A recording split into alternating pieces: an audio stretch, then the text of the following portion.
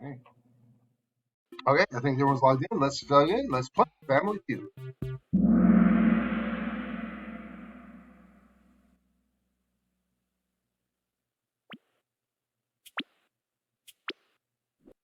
All right, first question. The Federal Reserve Bank is raising interest rates. This will A. Make bonds trading in the open market more desirable. B. Have no impact on bond prices in the open market. C. Push bond prices higher in the open market. Or D. Push bond prices lower in the open market.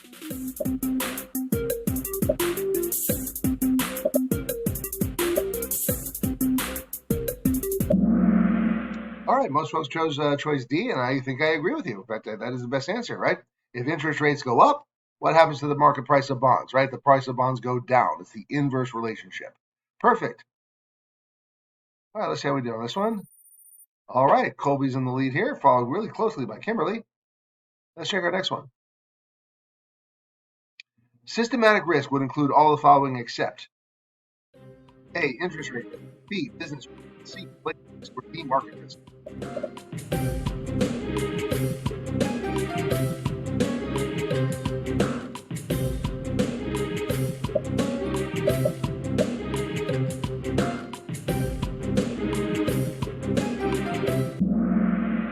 Hey, good show, right?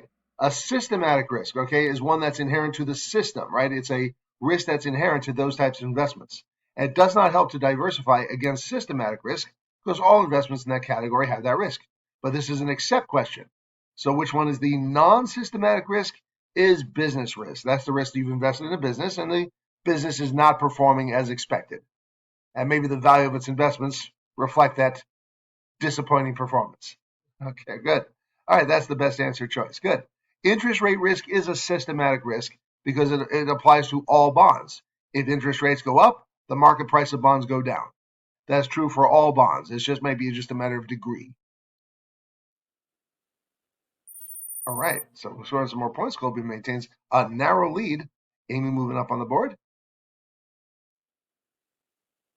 Which type of securities are most susceptible to business risk? A. Treasury bonds. B. Common stock. C. Money market instruments. D. Corporate bonds.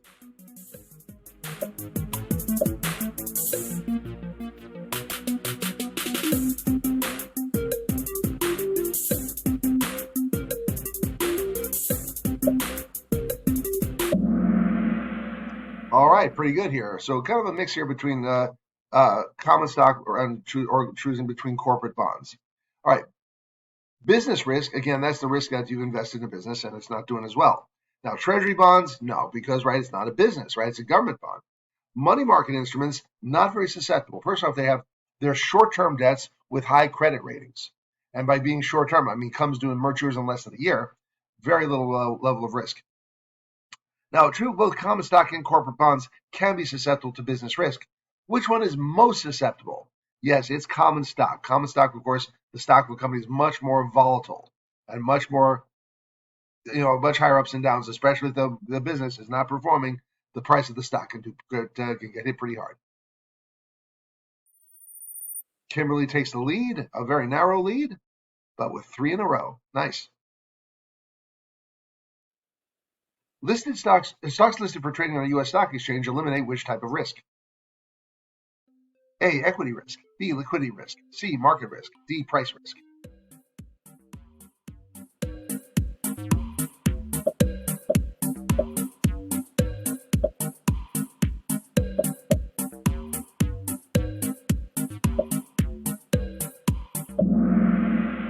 All right, good one, right? Being on a stock exchange eliminates liquidity risk. Liquidity risk is how easy or difficult it is to liquidate, right? To sell your investments. That's why there are stock exchanges, to make it easy to trade. So a buyer and seller can find each other, right, quite easily at the corner of Wall Street and Broad Street in Manhattan. Good, very good. Now, it does not eliminate market risk and does not eliminate price risk, okay? Market risk, of course, is a risk of your investments are down because the market is down. That's another type of systematic risk. I'm not sure of something called an equity risk. I've heard of capital risk, but I haven't heard of equity risk. Price risk, I'm not even sure I've heard that exactly, at least not described that way. If you think that, well, if you bought something and the price of it has gone down, I think that is more like capital risk. Kimberly's 4 in a row, and Ashley and Karina move up. That's a good one. Which of the following investments would be most susceptible to inflation risk? A, 30-year Treasury bond. B, 10-year corporate bond rated triple B. C, growth stock. D, value stock.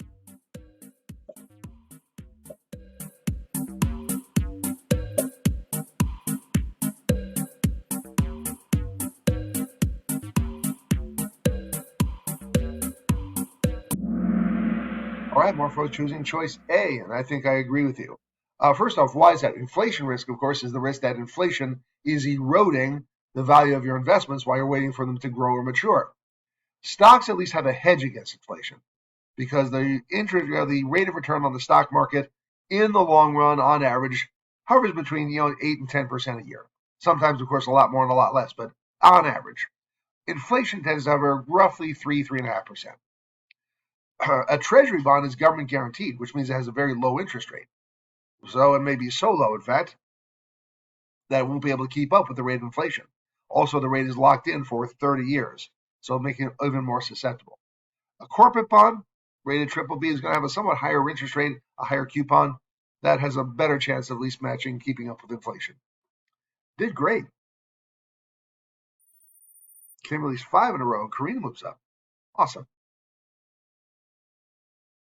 Of the following, reinvestment risk is most closely associated with A, market risk, B, call risk, C, inflation risk, or D, capital risk.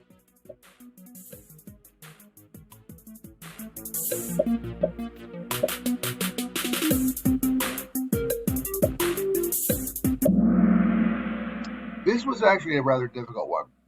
Reinvestment risk happens when, for a bond investor, well, if they're going to receive these interest payments, unless they're going to spend that money, they're going to put it back to work, reinvest that money, okay, and purchase more additional bonds. But if interest rates have gone down since that bond was created, they won't be able to get the same rate as returns before, right? They face some loss of income. That's reinvestment risk. It's a little kind of close to call risk.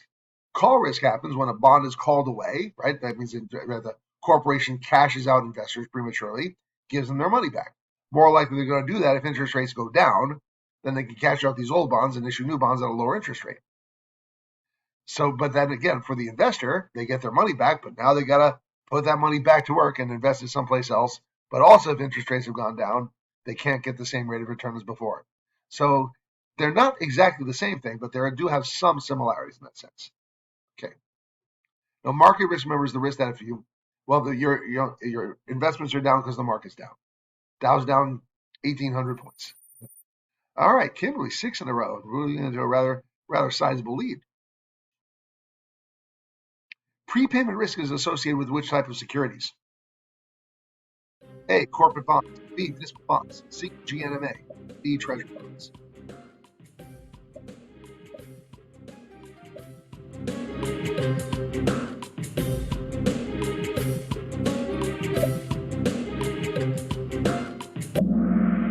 Okay, some difference of opinion here, but yes, the GNMA, because prepayment risk is specific to the risk of to mortgage-backed securities. GNMA, Government National Mortgage Association, buys mortgages from banks, rebundles them and sells them to investors, so investors receive income when homeowners make their mortgage payments. Well, if those mortgages get paid back sooner than expected, especially if interest rates go down, right, homeowners are more likely to want to refinance their mortgages. If they do, they use a new mortgage to pay off the old mortgage, and the investor in that old mortgage gets cashed out sooner than expected. That is known as prepayment risk. Also sounds a little like call risk, except it's a little more precise to that situation, right? So GNMA becomes the best choice. Okay. Municipal bonds, no, not prepayment risk. The others could have call risk. Treasury bonds are not callable. I don't think the Treasury Department has ever. I don't know if they ever have. I've heard once they used to, but they don't now. So there's no call risk with Treasury bonds. Okay, well, folks putting some points on the board. Portfolio diversifying might be used to reduce which of the following risks? A, inflation risk. B, market risk. C, interest rate risk. Or D, business risk.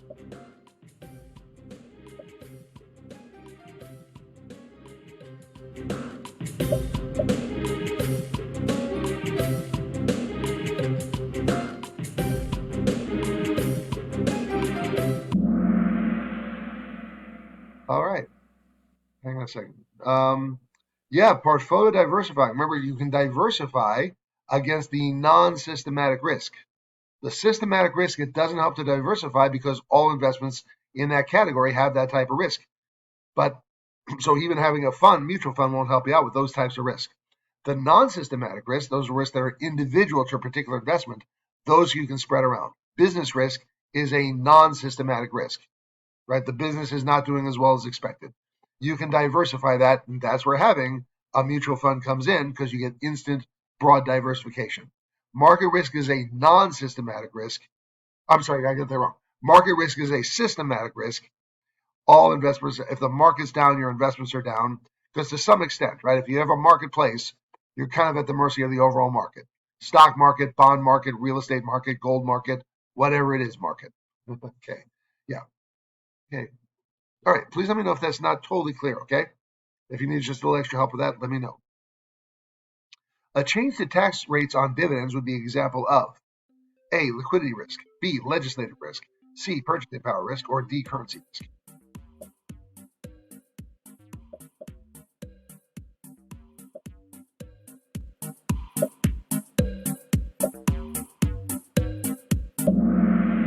Good, good, good. Yes, it's legislative risk because the legislature, right, the laws, right, well, tax laws is part of that. So if the if Congress decides they're going to change the tax rates on dividends, right, in fact, they did, right? Previously, dividends on common stock were taxed as ordinary income.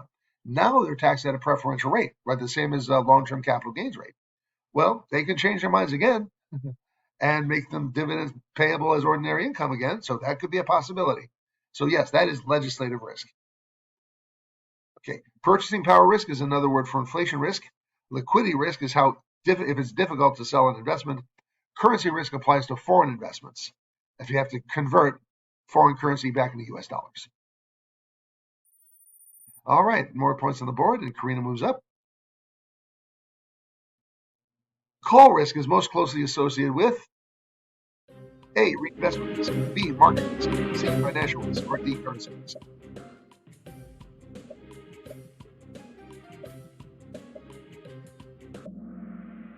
Awesome. Yes, reinvestment risk because all right, we've talked okay, we kind of talked about that a couple times. But call risk happens when if a bond is callable or preferred stock is callable, it does in fact get called away and cashed out prematurely. From the investor's point of view, probably not a good thing. They're going to stop collecting these interest payments they've been receiving, and they have to put their money back and reinvest it someplace else. Reinvestment risk is well, that the interest payments that they get have to be reinvested too. So they're kind of so in that case they have some similarities. They're not identical, right? Sometimes you have to make a finer distinction. All right, did very good. All right, let's see who's on the board here on the podium. In third place, bronze medal is Karina. Second place, silver medal is Colby. And in first place, gold medal and Olympic champion, Kimberly. Fantastic work. Okay. All right, I'm going to put this on pause here. Okay, great job, everyone. Let's go on to our next section here. On this chapter, we're going to talk about retirement plans, variable annuities, and municipal fund securities. And a lot of it's going to have to do with the various retirement plans that are available, what tax advantages that they have, but we also have there are certain, well, because they're set up for retirement, there are certain requirements and certain penalties for violating those requirements. So we want to make sure we go over those and understand them very well. And annuities, right, are going to be important too. Okay, and not too many people are too familiar with annuities. So this might be something that's kind of new to you. So we want to make sure we go over them. As always, if you have a question, please feel free to unmute and ask a question. Type something in the chat. Okay, so please do feel free. All right, first off, retirement plans. Okay, so retirement plans. Some retirement plans are set up by employers, right, by companies, and they offer it as an employee benefit. An employer-sponsored retirement plan in the private sector. Private sector means for-profit businesses. To be a qualified retirement plan that qualifies for special tax treatment under IRS rules must fall under the regulations of ERISA. ERISA is the Employee Retirement Income Security Act of 1974. So ERISA governs retirement plans in the private sector. So to be a qualified retirement plan, that qualifies under IRS regulations, they have to meet the rules of ERISA. Okay. So I'm just checking here, making sure I haven't missed anything. Okay. Well, so what type of plans are ERISA plans? All right, deferred. Okay. Uh, Actually, I'm going to hold off deferred compensation plans, but profit sharing plans, defined contribution, defined benefit plans, payroll deduction plans, like 401ks, for example. Right, a 401k is a qualified retirement plan because it qualifies for a tax deduction. When you contribute to a 401k, right, it reduces your taxable income that year. They treat it like you did not make it this year. Right? So you get a tax deduction, put money in a 401k. They'll treat it like you made it years ago. I'm sorry, years later. When you take the money out, that's when you pay taxes on. See, that's a qualified retirement plan, and therefore must comply under the regulations of ERISA. Before ERISA, okay, I mean, this is the thing that made it illegal to like raid the company pension. Because before there was, well, that's what would happen. And it happened a lot. And companies that had promised pensions to their employees were not funding the pension plans to the amounts necessary to meet, to make good on that pension promise. But, or they would do things like, I don't know, yeah, you're there for 25 years. You retire with a gold watch, and you're 2 weeks away from retirement, and you're 3 minutes late getting to work, and they fire you. All right, that's the kind of thing that had been going on. So ERISA steps in to make sure this doesn't happen. Now, this only applies to private sector, right, for-profit businesses. Private, say public sector, which means government plans or nonprofit sector, they have different rules or regulations. So that's why the slide mentions, right? It does not cover 403B plans because that's a retirement plan for employees of nonprofit organizations. All right, so here's some of the rules of ERISA. First off, must reach a non-discrimination test. This is the way they put it. A qualified retirement plan may not discriminate in favor of highly compensated employees. That's kind of important. So I'm actually going to write that out here. Okay. May not discriminate in favor of highly compensated employees.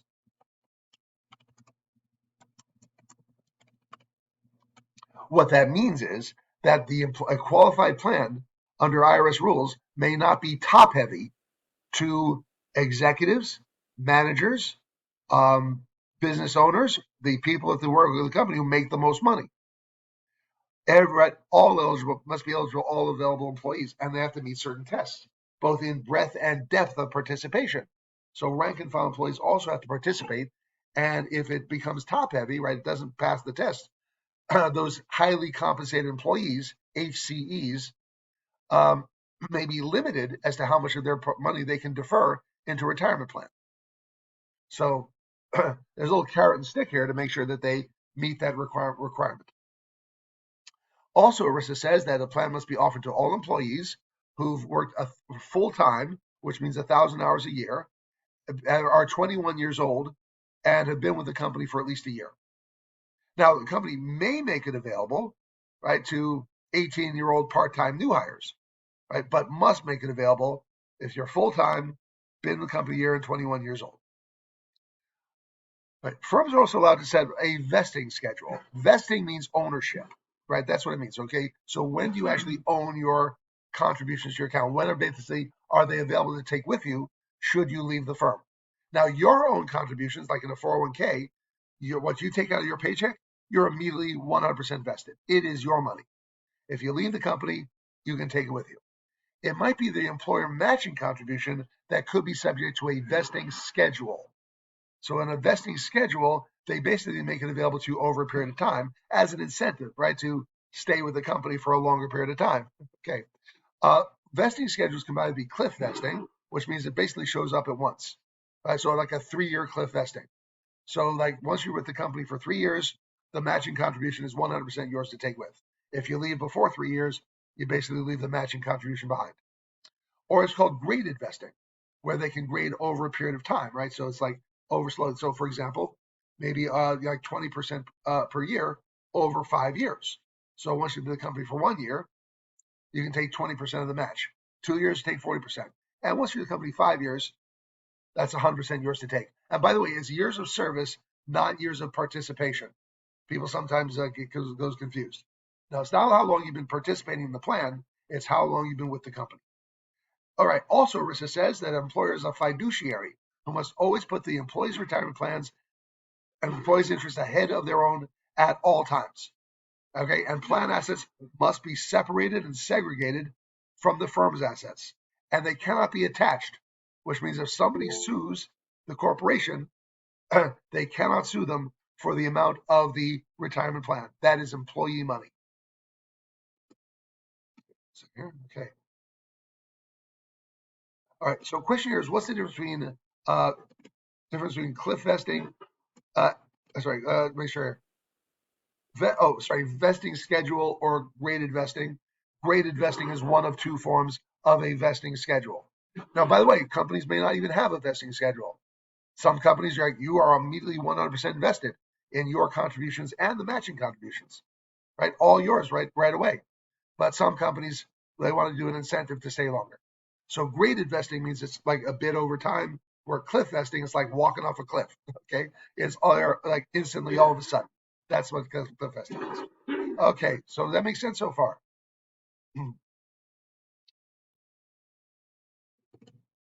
Okay, all right. Okay, thanks, Ashley. Okay, Karina, was that what you were looking for? Okay, thanks, Karina. Okay, okay. All right. As a tax qualified retirement plan. So that means they're done with, okay, they call it salary reduction or sometimes salary deferral, which means that, well, that's what I mentioned before. If your salary was $40,000, but you put $5,000 into a 401k or a similar type of qualified plan, right? Your taxes if you made $35,000. These are pre-tax contributions, which means you have not paid taxes on this money yet. That's one of the benefits, of course, of getting an upfront tax deduction.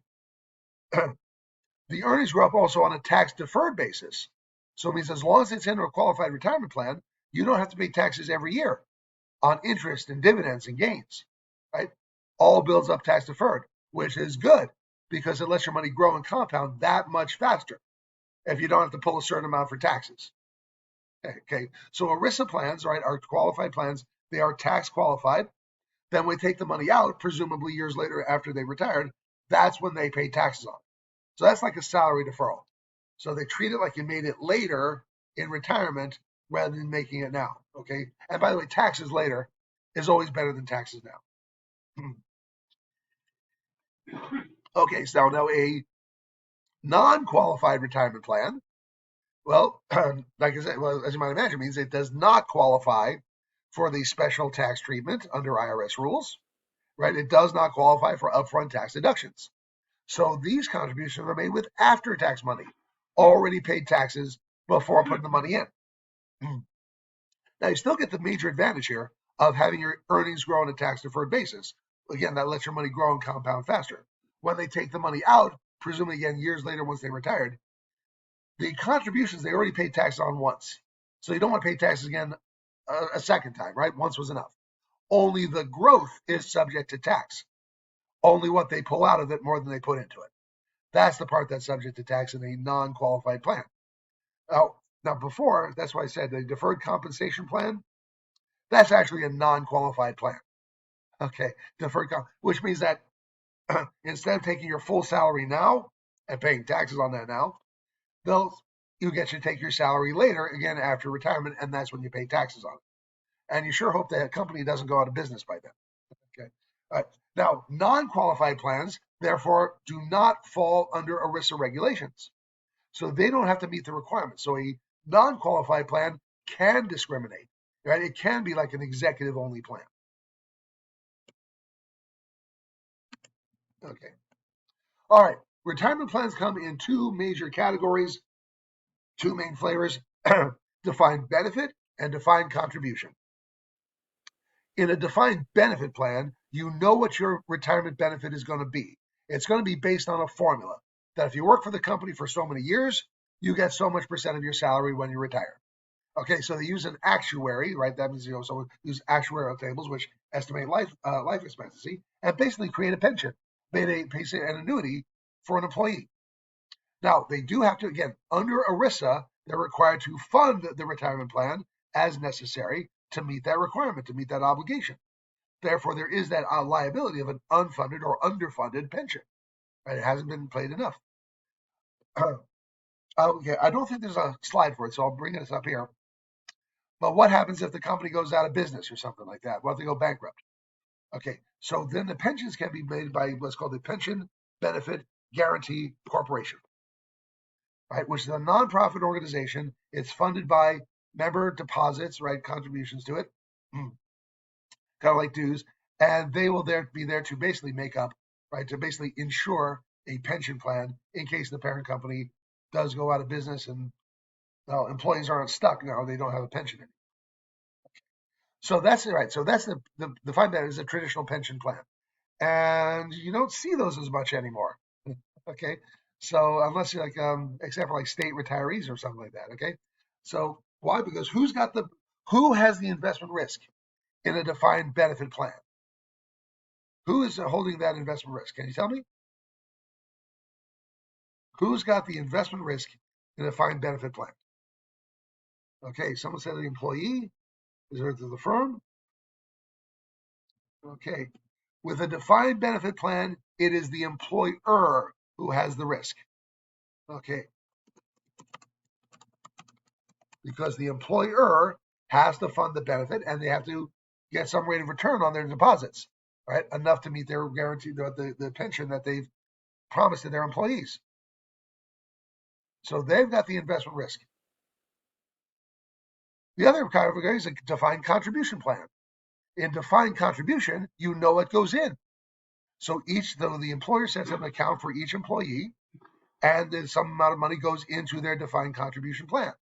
So, like when a 401k is a defined contribution, you know how much you put in out of every paycheck. You know how much your matching contribution is, so you know what to expect. What you don't know is what comes out, because what comes out is going to depend what went in to begin with, and how well the investments did in the meanwhile, while they're waiting for the grow and depend. So, who's got the investment risk in a defined contribution plan? Is it the employer or the employee?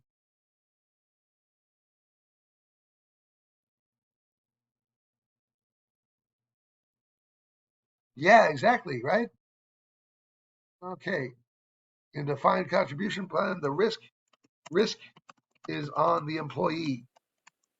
Can you see maybe why there's more defined contributions plans now and they phase out defined benefit plans?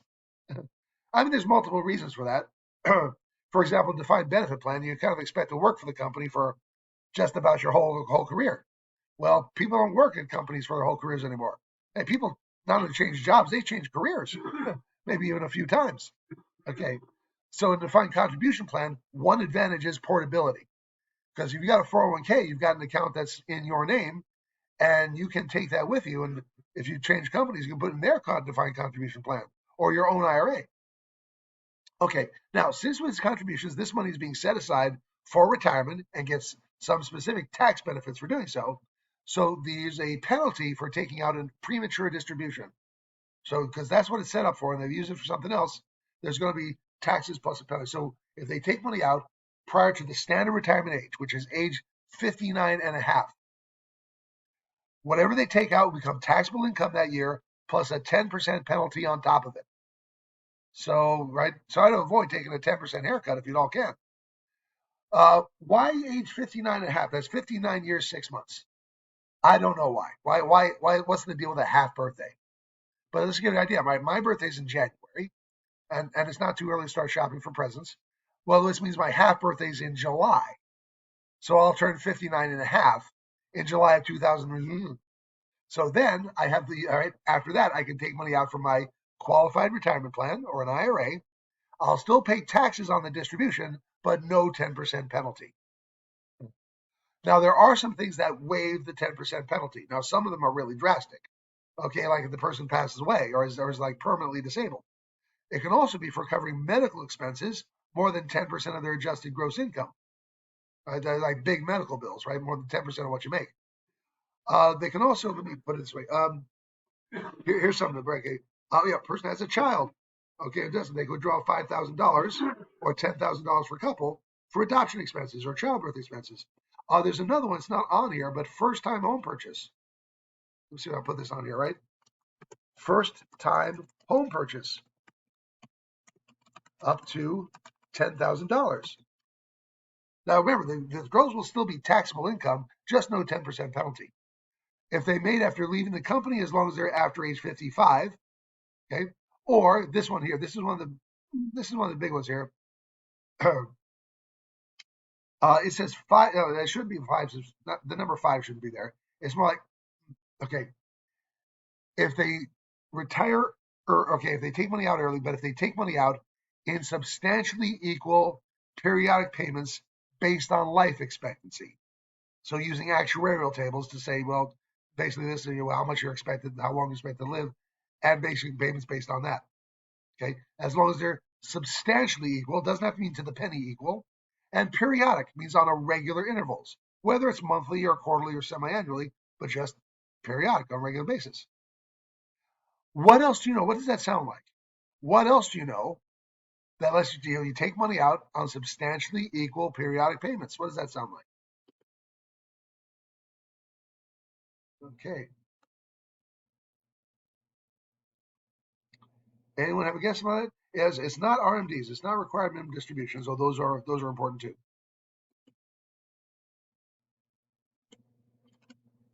Yes, Alexis, perfect. It sounds just like an annuity, doesn't it? Right? Because an annuity also is designed to write substantially equal payments based on life expectancy. So if they treat it like an annuity, they avoid the waive the 10% penalty. Okay, let me see if I'll see if there's a slide about the RM required minimum distributions. Okay, all right. As I mentioned before, non-qualified retirement plans do not fall under ERISA rules, so therefore they can, um, they can discriminate, right? They can make it available only to certain employees and not others. 457 plans is also a non-qualified plan. It's also looks and acts a lot like a 401k, but it's for employees of state and local governments. So, for example, I know someone who's a police officer in Glendale, and he told me he's got a 457 plan. Right? They're not considered non-qualified because they don't have to make it available to all employees. Okay. Hang on a second. Sorry, those are not non-qualified? Oh, these are non-qualified plans. 457 is not a non-qualified It is, plan. no, it is a non-qualified plan. Okay, got it. Okay.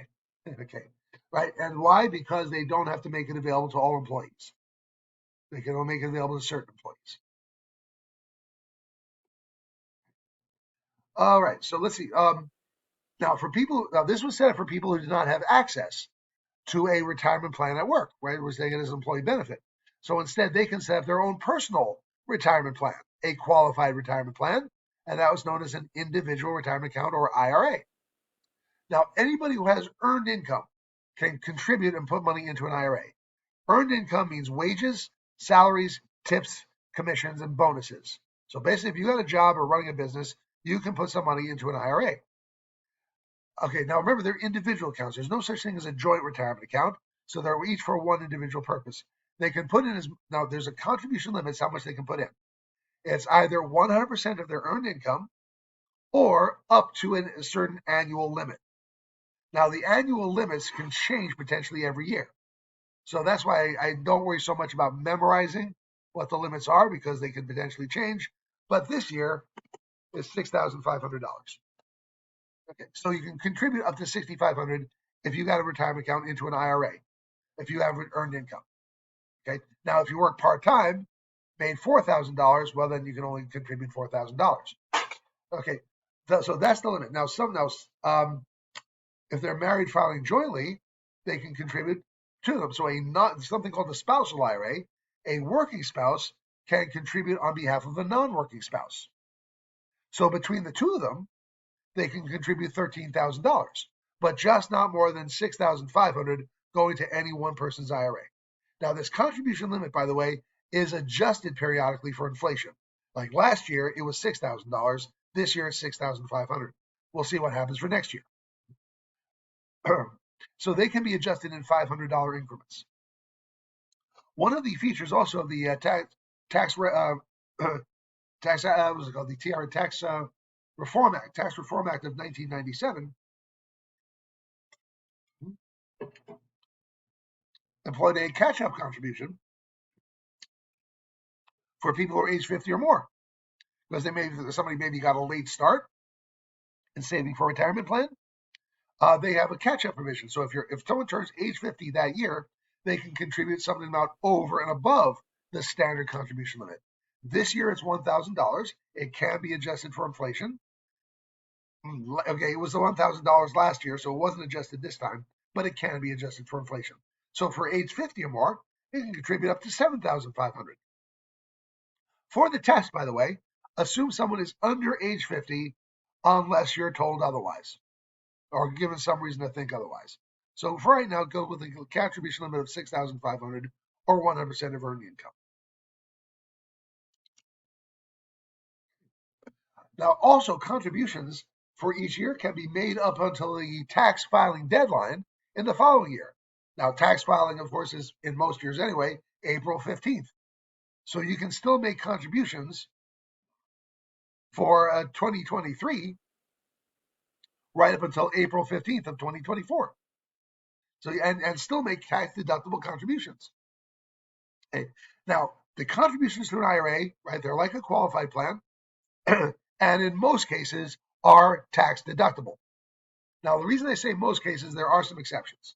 So if someone has also covered under a qualified retirement plan through their employer, like a pension or a 401k, they can still contribute $6,500 a year, but it may or may not be deductible or only partially deductible based on their income. So it's called the phase out range. So once someone's income is above a certain amount, it's a pretty high, it's a six-figure amount, by the way. But once it's above that amount, they can still contribute 6,500, but the amount that they contribute becomes smaller and smaller. The amount that they can deduct becomes smaller and smaller until it's the upper end of this range, and then they cannot deduct the contribution at all. They can still contribute and still take advantage of the tax deferred growth, and that's the real benefit. But they just can't deduct the contribution. Now, here's what happens. What if someone has a non-deductible contribution into a tax-deductible plan? Well, this means the person now has a cost basis. Has a cost basis in their retirement plan, in their IRA. That means some of it was funded with after-tax money. Well, you need to keep track of that after-tax contribution because you don't want to pay taxes again on the way out, right? Okay, once was enough. So you do have to keep track. And they have to fill out forms, by the way, every year when they do their tax returns. So they say, okay, how much did you have how much cost basis do you have in IRA? So that way you don't have to pay taxes twice. You don't want to be double taxed. Okay. Now there is a contribution limit, like we said, 6,500. There is a penalty for exceeding the contribution limit. Okay. A question is, can you make up catch-up contributions to a 401k? And the answer is yes. Yes, you can. If you're age 50 or more. And it's a more generous contribution limit than his IRAs. Again, I don't remember what the numbers are because we don't have to memorize them for the test, right? And because they potentially change every year. So, okay. So now if someone has an excess contribution, the penalty is 6% on the excess amount per year. 6% annually on the excess amount until the excess is withdrawn. So if you made a mistake and you contribute too much, you catch it quickly, your penalties are minimal. So an IRA or a qualified retirement plan can only be funded with cash contributions. You have to deposit cash into an IRA. Now, once you have it in an IRA, you can invest that money. Now, of course, where you put it, where you have your IRA, might make a difference. If you have it in a bank, for example, they basically give you a choice between a CD and a CD. And not a whole lot of choices. But you can also have it in a mutual fund company, and you can choose from various mutual funds. If you have it in a broker-dealer firm, you can choose from all kinds of investments. Individual stocks, bonds, mutual funds, UITs, all these things, right, are allowable investments. There's only a few things that are not allowable in an IRA. All right, first off, you cannot get term insurance in an IRA. You cannot have collectibles or tangibles, that things that actually have physical existence, like art, antiques, rare coins, postage stamps, things like that. And you cannot use cash value life insurance. Now, also, by the way, here's something you could not have in an IRA: municipal bonds. Municipal bonds. Okay. Does anybody understand why that is? Why would it not muni bond not be acceptable in IRA?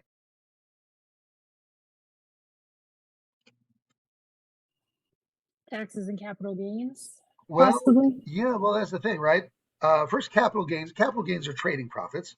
You can have trading profits in IRAs. That's not a problem. Okay. But here's the thing, right? Municipal bonds. What's the deal about municipal bonds? The interest is federal tax exempt, right?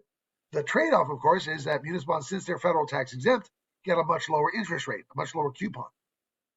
Well, here's the thing. We see with an IRA also has tax advantages to it, growing on a tax deferred basis. You can't double dip the tax benefits. So, and besides, when they take money out of an IRA, years later, whatever they take out of it is taxable income. So really with municipal bonds in an IRA, you don't get any better. You don't get any tax benefits. All you get is a really bad interest rate. So definitely not a good thing. The one thing that you could have, by the way, okay, I said collectibles were not allowed. Here's the exception. I'll put it up here with the allowable investments is U.S. minted gold coins, right? American Eagles. Those will be acceptable inside an IRA. All right, let me just check the question here. The question is, if you can't deduct the entire contribution, why would someone contribute the amount? Would it make sense to put it in a Roth IRA? Great idea. That's good thinking. All right. Well, first off, why would it make sense? Even though you don't get a deduction, you still take advantage of tax deferred growth. And that's still a big, huge advantage. Now, since you mentioned Roth IRAs, thank you for the segue, because what we just described is called a traditional IRA. And they get that name because originally there was only one kind. The Taxpayer Relief Act of 1997 introduced a new kind of IRA called a Roth IRA, named for Senator Roth, who introduced it. Okay, Roth IRAs, sometimes called the back end IRA, because instead of getting their tax break when they put their money in, they get their tax break when they take the money out. Now, they're every way the same as a traditional IRA. Same annual contribution limits, same catch-up provision for age 50 and up, same 10% penalty for premature distributions, 6% penalty for excessive contributions. Okay, but here's the thing, okay? With a Roth IRA, you do not get a tax deduction of going in. Not tax deductible. They're funded with after-tax money. But the deal here is when they take the money out later on, as long as it meets guidelines, can be withdrawn tax-free, 100% tax-free, both principal and growth, all tax-free in retirement. So see the traditional IRA, tax deduction going in, gross tax deferred, pay tax on the way out. Roth IRA, no tax deduction going in, gross tax deferred, but tax-free on the way out. The two requirements to make tax-free distributions, to make them a qualified distribution for an IRA, must be at least 59 and a half, standard retirement age, and have to have the Roth IRA open for at least 5 years. And again, you can have in a Roth IRA or a traditional IRA as long as you have earned income, but there are income limits with the Roth IRA. So once someone's income is above a certain amount, again, I don't worry about memorizing that amount. It's 6 figures though. Then the amount that they can contribute to a Roth becomes smaller and smaller until they hit the upper end of a range when they cannot contribute to a Roth at all. Okay. Question says, are there taxes on the amounts that you earn inside the account? Now, again, gross tax deferred. That's the big advantage. You don't have to pay taxes every year. In a traditional IRA, when they take the money out, whatever they take out is subject to tax that year, in the year it's withdrawn, ordinary income. With a Roth IRA, as long again, it has to be two requirements, but it's all tax free.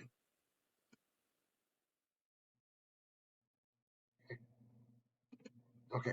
Yeah, just making sure I got that correct. Okay. All right. So now, can you have both a traditional and a Roth IRA? They sure can. In fact, you can have as many IRAs as you like. You just can't contribute more than $6,500 a year among all the IRA accounts you have. Otherwise, there will be a excess contribution penalty. And by the way, people have made mistakes, right, with that misconception, thinking that the Roth and a traditional IRA, $6,000 but for both of them, and contribute $13,000. They're going to get a pretty rude awakening when they get a tax bill from the IRS. All right, I figured it was a. Oh, sorry. I'm sorry, I'm not understanding that correctly. So if you can have as many IRAs as you want, and you can Yes. have traditional and you can have Roth. Yes. But of all of the all of the different buckets that you have, you can only contribute up to 13,000. Well, no, If six you're thousand well five hundred. spousal, we'll say 6,500 per 6,500. person. Yes. Okay. Okay, So so if I have 5 IRAs, 6,500 is the max that I can contribute among all between the all of IRAs. them. Yes, between all of them. Okay, that's good to know. I did not know that. Okay. Yeah. That could be pretty important. All right. I figured this would come up is the required minimum distribution, RMDs. All right. Now remember, with a traditional IRA or 401k or 403b, you get your money you put in is tax deductible, pre-tax contributions. Haven't paid taxes on it yet. It grows on a tax deferred basis. You're not paying taxes every year on your interest and earnings. You don't pay taxes until you take the money out. So the IRS is still waiting around for its cut. Now they'll wait for it. In fact, they'll wait a long time, but they will not wait forever. At some point, you have to start taking money out of your qualified retirement plans. That's known as the required minimum distributions, or the RMDs. Now, how much you have to take out, there'll be instructions in the IRS manuals how you figure it out, but it's based on actuarial tables and figure out how much your balance is and do the math on that and figure out how much you have to take out. Okay, now required minimum distribution. Let me try that again. Required minimum distributions must happen uh, um, by April 1st of when someone turns age 73. April 1st following their 73rd birthday. It used to be 72, by the way. They just increased it to age 73. Okay. So have until the following April 1st to take out their required minimum distributions. If the RMD, if they have not taken out their required minimum distribution, there is a severe penalty, right? 25% penalty on the amount that should have been withdrawn but wasn't. So yes. Now, by the way, that used to be even more severe. It used to be 50%. They've toned it down, but it's still a very high penalty. So if you know someone, if you have clients, right, who are of required minimum distribution age, please give them a gentle reminder so they don't end up taking a huge hit like that. Now, Roth IRAs, now remember, Roth IRAs are funded after tax. So you've already paid tax on the money, so the IRS already got its cut. So they don't care when you take the money out. They already got what they have. So our Roth IRAs are not subject to required minimum distributions. Okay. All right, hang on a second here. Um, okay, question says not tied to individual, just one max contribution to one retirement account. Well, I hope I understand the question, but if you as an individual, like I said, you can have a traditional IRA, you can have a Roth IRA, all the IRAs you like. But of all the IRAs you have, you cannot put more than $6,500 in them. Add them all together. If they're more than 6,500, that's an excess contribution subject to penalty. I hope I understood your question correctly. A question here says, what if it was 95% was taken out? Will it be 25% of the remaining 5%? Correct, yes. So if they took out 95% of what they were supposed to, the other 5% will be subject to penalty. It's 25% of that 5% that they didn't take out and should have. Yes, I hope again that else, if I understand your question correctly. Alexis, I see you have your virtual hand raised. The book said that, or like the online thing said that the RMD needed to be taken out by December 31st, the year after they turned 73. Wait a second. Oh, you know what? The rule just changed. Because whenever Yeah. I processed RMDs at work, it always had to be done before the end of the year. Yes. I don't know if Okay. that was just my firm's Yeah, it policy. was. Well, it was just okay. It was the first RMD was by April 1st, following their 71st birthday. You know, Okay. I'm gonna have to double check. But the laws just recently changed, so maybe I just quoted something that's a little obsolete. So let's go ahead with that. It tells us what's on the slide right now. December 31st. Okay, right in the year that they turned 73. So yes, if your birthday's on December 30th, you don't have a whole lot of time. All right, right now, before we move on to this next part about rollovers, Let's go ahead and just we're right at the top of the hour, so it's a very convenient time. Let's go ahead and take a break right now and return at 10 past the hour. Okay, again, if you have another question, if you want to go back to an earlier slide, just please let me know. Unmute. I'll stay close enough I can hear. So just unmute and ask your question, and I'll reply appropriately. On that, I'll see you in a few minutes. All right, continuing back where we left off. Welcome back from break. All right, IRA. Okay, now sometimes maybe someone wants to take money from the IRA. I mean, that's a lot of money sometimes, and to have that where you're not supposed to touch it for a good long time. What if you need cash? What if there's an emergency or something? Or what if someone wants to take money out of one financial firm and put it in another financial firm? Well, one thing they do is called an IRA rollover. IRA rollovers means they take some money from the IRA, and by doing so, they can take it out without penalty as long as it's replaced within 60 days. Either they put it back in where it was, or they put it to another qualified retirement plan, but they got 60 days to do it. If on day 61, if that money has not been replaced, it then becomes a distribution, which means it's subject to tax, right? And maybe even a 10% penalty if it's premature. Okay. Now, more than that, though, there's a mandatory 20% withholding on the distribution. Just like they withhold money from your paycheck for taxes, they withhold it from an IRA rollover too. It's a 20% withholding. So if you ask for $1,000, you get $800. Here's the thing, though. When you return the money back later on, when you deposit back within 60 days, you've got to replace 100%, right? You've got to replace $1,000, even though you really got $800. So that other 20% is going to be out of pocket. Now, they'll claim that money back when they do their taxes. They'll get it back as a tax return, but tax refund. But in the meanwhile, they're going to be out of pocket. So if someone needs money from an IRA, if they want to move it from one place to another, right, the best way to do that is a trustee to trustee transfer. See, if they do that as a transfer, then they don't actually touch the money themselves. So it goes from one financial institution to another. There's no 20% withholding. There's no 60-day or else kind of penalty. And they can do that unlimited. A rollover can be done only once per rolling 12 months. Okay, that's the only time they can do a rollover, once per 12 months. But a transfer, trustee to trustee, are unlimited. Difference, of course, is the person does not take possession, does not come into the money themselves. Okay, so in comparing traditional and Roth IRAs, so in a traditional, and again, they called it that because originally there was one kind, the contributions are normally tax deductible with some exceptions, where in the Roth IRA, no upfront tax deductions, funded with after-tax money.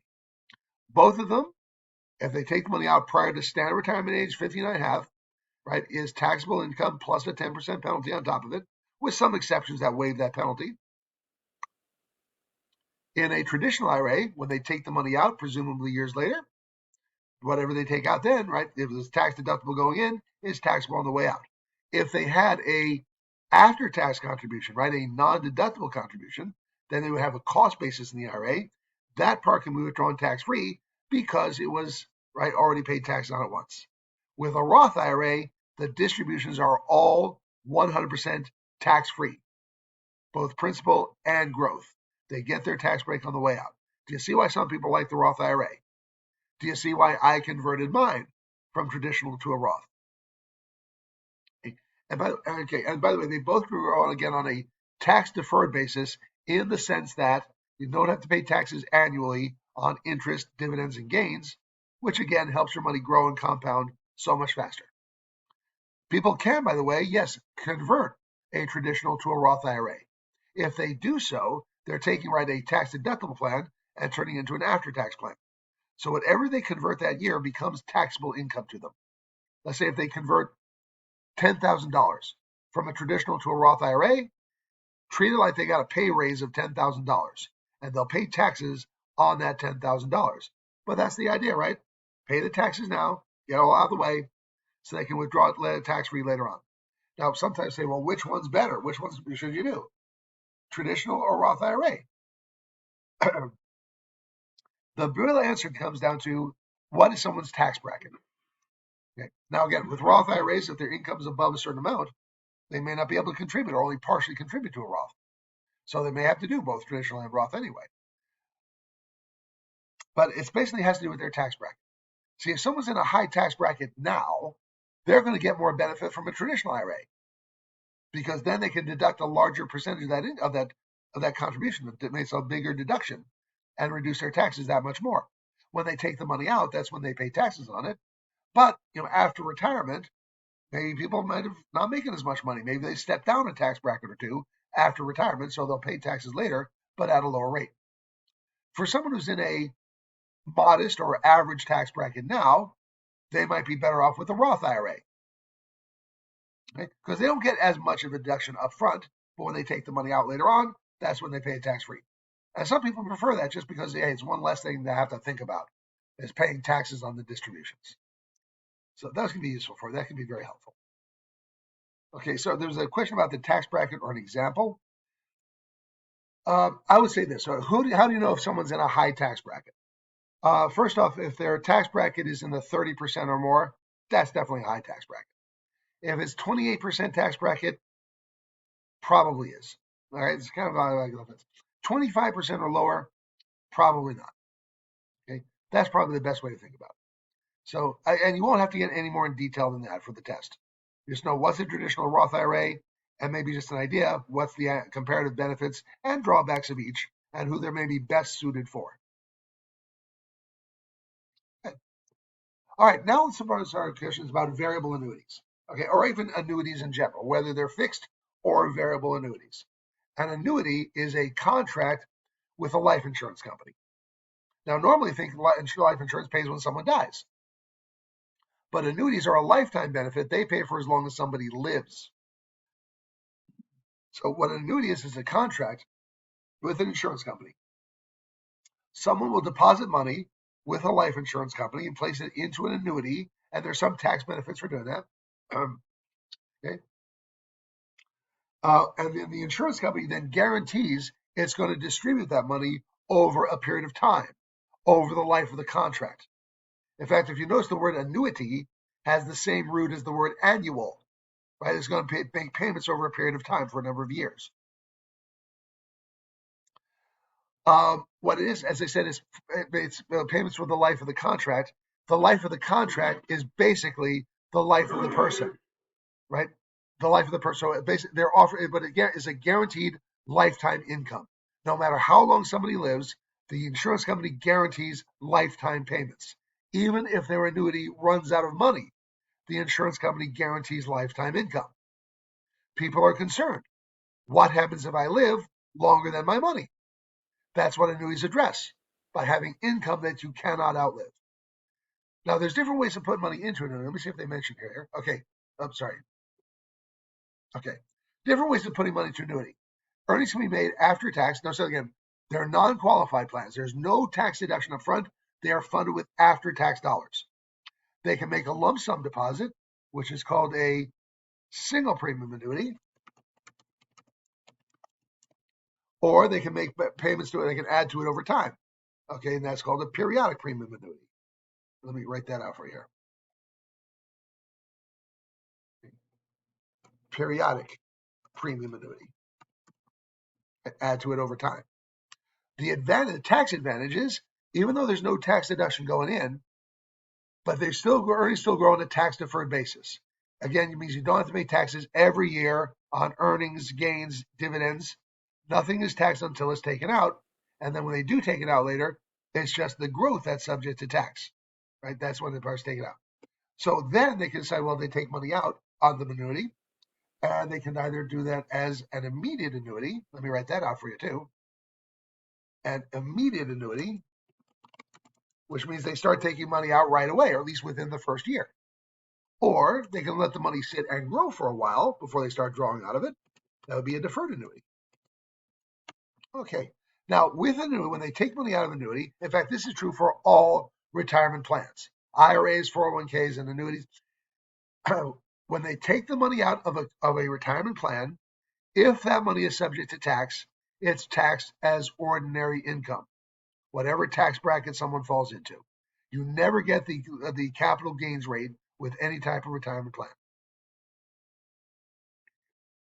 Now, they can also take money out. Now, they can set up an annuity for, again, the lifetime income, right? That's when they annuitize. That means they set up the guaranteed lifetime income based on life expectancy and actuarial tables, or they can just take money out on demand. Okay, which is I call that a random distribution or partial withdrawal. They just call them up and say take money on demand, whichever they prefer to do. Okay.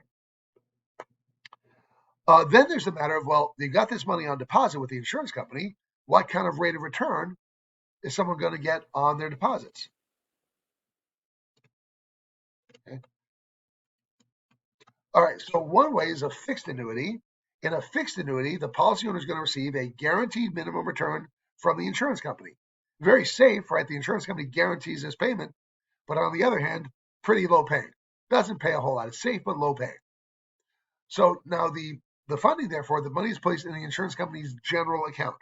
The general account is where the insurance company holds the money on the policies that it is guaranteed to pay. And that money, since the insurance company is on the hook to deliver that, that money is going to be invested very safely and conservatively, but on the other hand, doesn't pay all that great. Okay, but it's very safe. Okay, now here's the thing though. See, with a fixed annuity, there's no investment risk to the policy owner. Right? It's the insurance company's guarantee. In fact, it's the insurance company who's got the investment risk.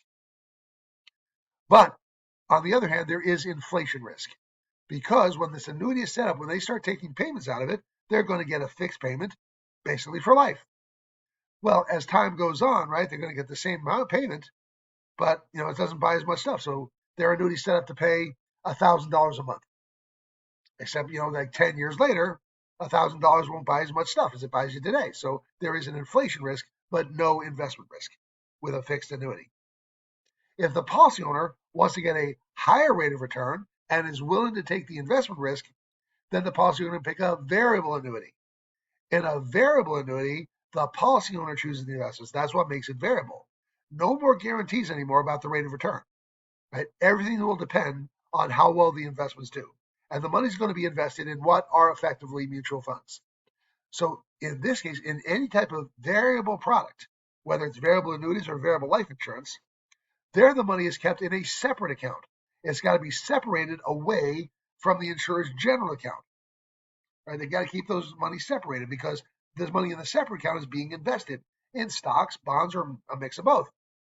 Well, if those investments crash and crater, right, you can't affect the general account, the policy of the guarantee. So keep that money separated away. Under the umbrella of the separate account, the policy owner chooses one or more sub-accounts. And the sub-accounts are the actual investments. Again, they're very much like mutual funds. Might as well think of them as being mutual funds, except with a few technical differences. All right, so now everything depends, how does the investments do? Now, of course, the policy owner is figuring that in the long run, certainly, right, it's going to be a risk that'll pay off. Right? The rate of return will exceed the guaranteed safe but low paying rate from the fixed annuity. Now, as a variable annuity, since the policy owner chooses the investments, the risk is on the policy owner. They have a variable, right? They have a daily recalculated net asset value, just like mutual funds do. And it's going to fluctuate up and down. So first off, it should be for someone who has a longer time horizon. So someone who's close to a retirement or in retirement, probably better off with the certainties of a fixed annuity. In a variable annuity, the money's being invested, so the payments that they receive, once they start drawing payments out of it, the payments fluctuate depending on how well the investments in their separate account did, right, compared to how they thought they would do, right, how they estimated it would do. So again, there's the risk is on the policy owner. Some people don't want that. They want a fixed payment. They want to know exactly what they're supposed to get. In that case, a variable annuity is not the right product for them. It's got to be for someone who's willing to take some investment risk, should have a longer time horizon, and with the understanding that payments can fluctuate.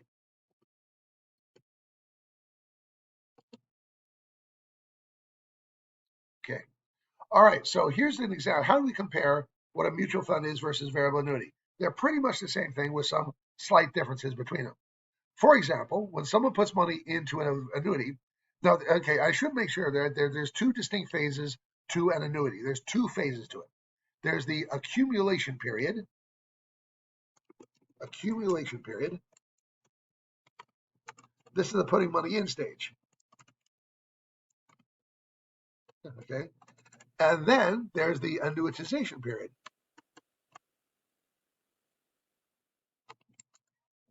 Or this is the taking money out stage. So at some point in time, the policy owner decides whether to throw the switch from the accumulation stage to the annuity stage, putting money in to taking money out. Now, incidentally, by the way, they never actually have to go to the annuitization stage. They never have to set up that guaranteed lifetime income. I've actually learned since then that most annuities are never annuitized. They never set up the lifetime income thing. I said, well, wasn't that the point? Instead, they just take money out on demand, making partial or random distributions, taking money out on demand instead. Okay. Now, in the accumulation stage, when they're putting money into it, right, the money's being invested, again, in stocks or bonds or both, and what they purchase are called accumulation units. And as they keep adding more money to it, they'll purchase more and more of these units. The value per unit fluctuates on a daily basis based on the net asset value of the underlying investments. If you did that with a mutual fund, you'd call them shares, right? You buy shares with mutual fund. You're adding more money, you buy more shares. Well, instead of being shares, they're called accumulation units. All right, with a mutual fund, they've got this big portfolio of investments. So they held in a portfolio. In an annuity, however, is held in the separate account, kept separated away from the insurer's general account. With a mutual fund, no special tax treatment. You get 1099 forms every year. That tells you and the IRS, right, what your distributions were, your dividend and your capital gain distributions. Right? And you'll pay taxes on them every year. However, with an annuity, it grows on a tax deferred basis. No 1099 forms, you don't have to pay taxes annually. Mutual fund investors have the option, right? They can have their dividends automatically reinvested. Don't send me a check, right? Use that money just to buy more shares of the mutual fund. I set up mine for reinvestment, but in an annuity, it's mandatory because remember, they can't take money out just on demand like that unless they request it, right? And then there can be tax income as a result of that. Now, of course, because mutual funds, right, they're not retirement accounts unless they're put into retirement accounts. But other than that, yes, you pay taxes every year. You don't get any kind of tax deduction for putting money into it. But on the other hand, you don't have to wait until you're age 59 and a half either. You can take money out of a mutual fund, no penalties, right? You may have a capital gain tax if you sell it for more than your investment you put into it, but there's not an IRS penalty. With a variable annuity, however, since this is set up for retirement with some tax benefits for doing so, just like IRAs, withdrawal premature distributions before age 59 and a half are taxable income plus a 10% penalty on top of that, but only on the part that's subject to tax. Remember, the contributions are already paid taxes once. The contributions are not subject to tax again on the way out. Only the growth is subject to tax.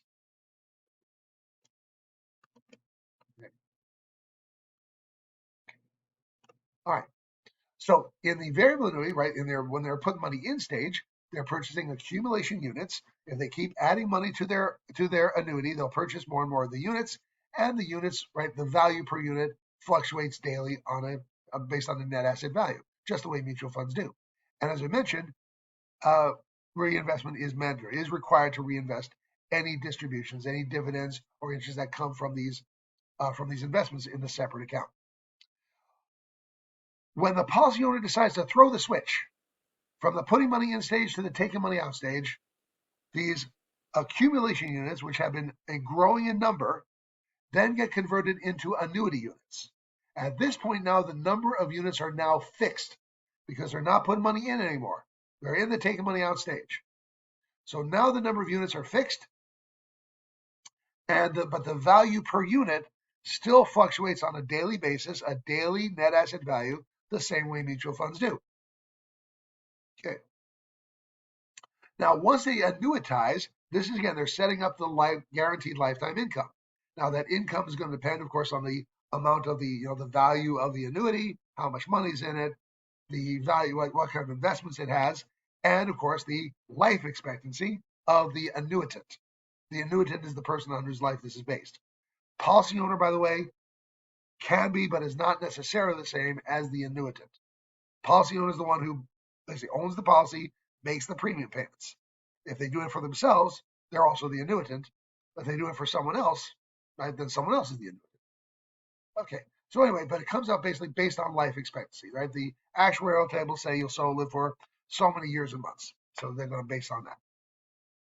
Okay, now the annuity, since it's a variable annuity, see, you wouldn't do this for a fixed annuity. use dollar amounts for a fixed annuity because you know what your rate of return is going to be.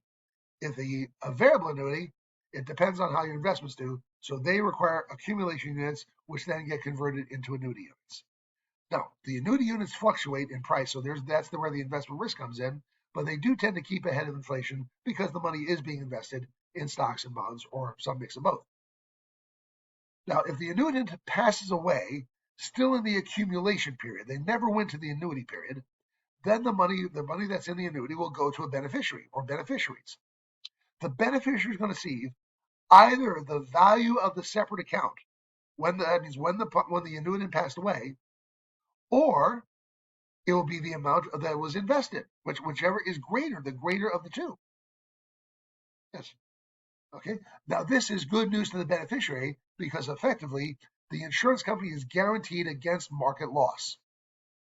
Let's say someone funded an annuity with $100,000. The annuitant passes away, but since it was a variable annuity, they passed away in a bear market. The value of their separate account is now $90,000. So the person passed away, the beneficiary still receives $100,000, no less than what was contributed. However, if they put $100,000 in an annuity, the annuitant passed away and it's now worth $110,000, annuitant receives $110,000. Okay. Now, before it sounds so exciting, do keep in mind that insurance, that this kind of coverage, right, does have a cost to it. Okay. Right, insurance does cost money. All right. So again, they talked about these types of annuities. If it's a single premium annuity, they put in one lump sum of change. Okay. Single premium immediate annuity starts right away. The slide says within 30 days, but it could be as much as a year. Because sometimes people might set up annual payments rather than monthly payments. Okay. If it's a deferred annuity, they let the money sit and grow for a while before they start drawing out of it. Now so you can have a single premium deferred annuity, put in one big chunk of change now, like rolling over a 401k, and let the money grow and take it out later. Or you can add to it as you go and take the money out later. What you cannot have is a periodic premium immediate annuity because you can't be putting money in and taking money out of the annuity at the same time. Okay. Now, many annuities will going to have a surrender period. Okay, that means they can't, right? There'll be a period of time where they can't withdraw funds or they're not supposed to withdraw funds, at least not without a penalty. So they might charge them something. It's kind of like the contingent deferred sales charge of Class B mutual funds. So the longer they hold it for whatever period of time that is, the smaller the charge is if they take the money out sooner. So, okay, but ultimately going down to zero, maybe after 7, 8, 10 years, whatever it might be. Now, if somebody does take money out before this period, yeah, there'll be a surrender fee because the insurance company is counting on you keeping your money into annuity for some period of time because they make money on your money. And if you surrender it early, they're not making as much. So they're kind of going to look to you for the shortfall. Now, with any type of insurance policy, there's a free look period. And that free look period allows the company to basically kick the tires and light the fires and try it out for size and decide if they don't like it within a certain period of time, they can cancel the policy and there's no penalty, right? No charge. Now, when they decide to receive payments from an annuity, presumably after some time, they can either take it out, right? Pay one big lump sum of change, right? One huge money. They can annuitize the contract where they get the guaranteed lifetime income, or they can take money out on demand. Whether the test might call it a random withdrawal or partial distribution, something to that effect. They just call the insurance company and say, send me a check.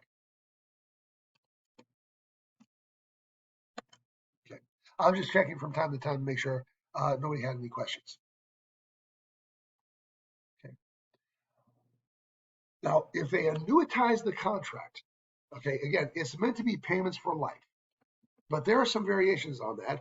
Well, but the very basic is just called a life annuity. Okay. A life annuity is the simplest one. Maybe it's the easiest one to think. It is payments for life. And when the annuitant passes away, payments will stop. Okay. One of my teachers described it to me like this. Let's say I set up a life annuity and I go to the mailbox to get my very first annuity check. I open the envelope and look at the check. I am so excited by the amount of money I'm going to receive for the rest of my life that I clutch my chest and keel over right there. Well, in that case, the first payment was the last payment, right? It is lifetime annuity, right? Lifetime income. Okay, right. And in that case, right? Yeah, it got paid out right really early. Well, that was what happens to the rest of the money that's in the annuity that hasn't been paid out yet. In a life annuity, the insurance company keeps the rest. But on the other hand, if I live to be 100, right, the insurance got to keep cracking me checks month after month as long as I keep going. So the insurance company knows some people will live longer, some people not as long, but they have a pretty fair idea how it averages out. So it's going to be based on these actuarial tables. Okay, that's the idea of a life annuity. Now, the life annuity, this one has the highest payout option. All else being equal, the life annuity has the highest payout option, but that's because, like I said, it's just for life. There is no beneficiary in a life annuity. Now, remember, this is when they've annuitized, when they've set up that lifetime income. Previously, I said was if there is still in the accumulation period, the value goes to a beneficiary. Once they annuitize and set up lifetime income, if it's just a life annuity, there is no beneficiary. It's just payments for life. The annuitant passes away, payments stop. Now, to help protect, well, what if somebody doesn't live? If they pass away like sooner than expected, then they can choose a life with period certain. So then it will pay out for at least a minimum amount of time, right? Even if the annuitant passes away early. Now they can say 5 years or 10 years or 15, but let's say I set up a 10-year period certain. It guarantees payment for at least 10 years. If I pass away in year 2, right, then the annuitant will continue to make payments for another 8 years. Now, this one does go to a beneficiary. So they'll get payments for at least a minimum amount of time. Once that time is up, the payments will stop. Now, if I live longer than 10 years, if I live past the certainty period, I'll continue to get payments for life, but then once I pass away, payments will stop. Okay, another one they can do is called joint and last survivor. In joint and last survivor, this is a second to die policy. So it covers 2 people, 2 lifetimes. And when the second person passes away, that's when payments will stop. When the first person passes, they can arrange it so that the survivor, the second person, either gets 50% payments, 2/3 of the payment, or still full payment. They can have it set up either way. But a joint and last survivor, now this one is the smallest payout, all else being equal, because it's covering 2 lifetimes, not just one. No, it's not on here, so I'm going to have to add one on here for you. But the other one is called unit refund life. Okay, or unit refund life annuity. Okay, or just sometimes refund annuity. In this case, if the annuitant passes away, if there's still any unit value, basically any money left in the annuity when the annuitant passes away, the balance goes to a beneficiary.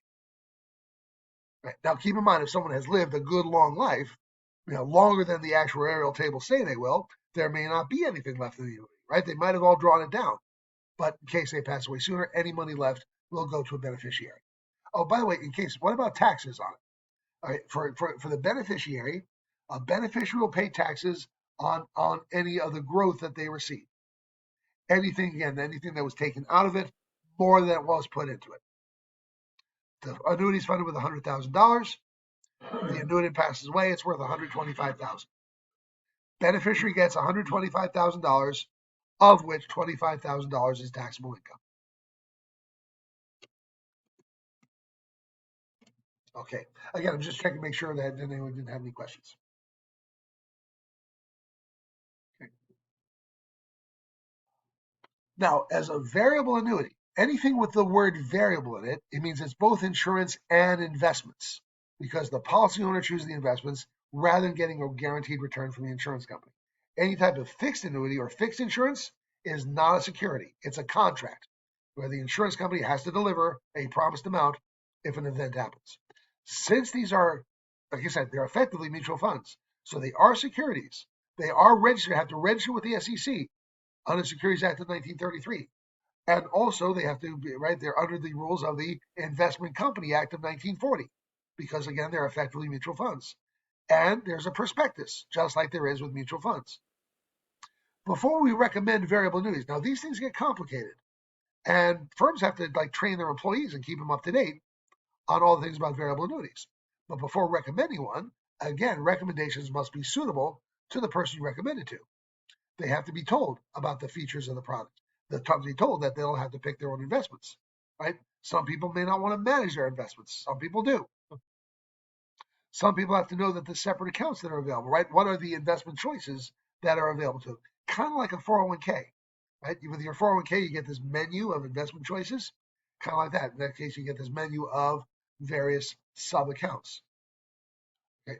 And also to understand, will the lifetime benefit be of benefit to the person? The lifetime income, would that be of benefit to that person? Right? Will they get benefit from having investing in their own investments from the tax deferral or the growth on it? Right? Everybody's different, so they want to make sure that these are in fact good. Okay. The rep signs a statement that that they have done their due diligence. They've talked to them with the customer. They've gone through all these steps with them, and they will have a document to that represents that. Okay. Now, when it comes to taxes on variable annuities, keep in mind, right, this is a retirement plan, but is a non-qualified plan, which means they do not qualify for upfront tax deductions unless it says a qualified annuity or tax sheltered annuity. If it doesn't say it, don't assume it. Just go ahead and assume it's a non-qualified annuity funded with after-tax money. They've already paid taxes before putting the money in, and so that means there's a cost basis, and you want to keep track of that because you don't want to pay taxes again on the same money coming out. But they still have the advantage of tax deferred growth, right? Because all the interest and dividends and payments are reinvested and compounded, again, without having to pay taxes annually on those gains. Okay. Since it was, as I alluded to, since this is set aside for retirement, which does have some tax benefit, any distributions prior to age 59.5 are taxable income plus a 10% penalty on top of it, although there are conditions that waive the penalty. When they take money out, right, remember their contributions come out tax-free because they've already been taxed once, but the earnings, the growth, that part's subject to tax. So we need to do the accounting to figure out, well, what of this is subject to tax and what's not subject to tax. So we have to keep track of that. But since there's more than one way to take money out of an annuity, then there's more than one way to do the taxes and do the accounting. If they take out money just on demand, partial distribution or random withdrawals, the way they do the taxes, they're going to do LIFO accounting, right? As a LIFO account. Okay, LIFO means last in, first out. So this means the last in is the earnings, the growth that's been building up. That part has not been taxed yet. So they'll pay taxes on that when they take it out. So the first one that comes out comes from the growth. That's taxable as ordinary income. It's the year it's withdrawn. When the growth part is all drawn down, there's nothing left of it. Then they're going to dip into their cost basis, into the premiums they put into it. That part has already been taxed once before it went in, so that comes out tax-free. But notice that the growth has to be drawn down first. Yes, Alexis, you have your virtual hand raised. Is that why a lot of people, when they do trades, they choose LIFO instead of FIFO because they don't want to pay the taxes on the most recent? Okay. All right. This one, okay. In this first one, annuities, right? On partial withdrawals, use LIFO accounting. And this is the only one that actually uses LIFO accounting. What you may be thinking of is like, well, if someone's made trades over time, right? See, there's also first in, first out accounting. That comes in on the two places. One place it comes in is if someone's made multiple purchases of investment, right? Probably at different times and maybe at different prices, and then they sell part of what they have. Okay, so I know this is kind of a side thing here, but if someone buys, they bought 100 shares in January, bought 100 shares in February, and bought 100 shares in March. Okay, and then they sold 100 shares in April. Okay, so of the 300 that they bought, which 100 shares did they just sell? Right, to figure out, do they have a capital gain or a capital loss on it? Now, by default, and unless somebody specifically specifies otherwise, the IRS is going to assume, and therefore the test is going to assume, first in, first out accounting. So that would mean that the 100 shares they sold in April were the 100 shares that they bought in January. Now, that usually has the lowest tax advantage, the less tax advantage, because the longer they held an investment, right, the more chance it had to grow in value.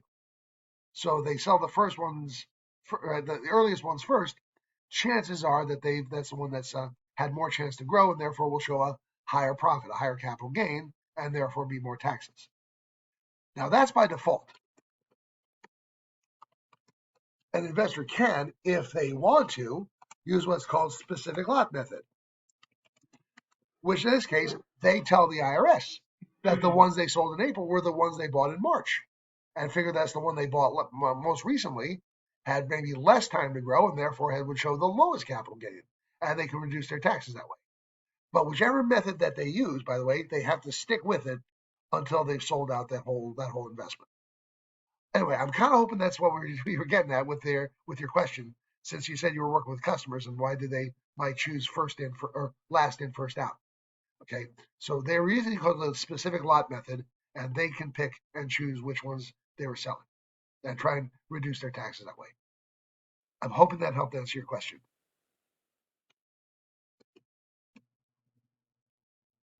Okay. Okay, great, Alexis. No worries about that. Okay, it is important, by the way. These kind of questions can come up on a testable topic. Okay, but talking again about variable annuities, if they take money out on demand, random or partial distributions, we use LIFO accounting, last in, first out. Now, the other way of taking money from an annuity is if they annuitize the contract. That means that's where they set up the guaranteed lifetime income plan. Now, in this case, how do you deal with the taxes, right? How do you know what's taxable and what isn't? Think of it like a mortgage, because a mortgage and an annuity, right, are designed to pay down to zero eventually. When you make a mortgage payment, every payment you make is partly principal, partly interest, right? So with an annuity, kind of think of it like that. Every payment that they get out of it is partly principal, right, return of their cost basis, and partly interest or partly growth. So every check that they get is partly taxable, partly tax-free. The word for that is, let me write this out for you here.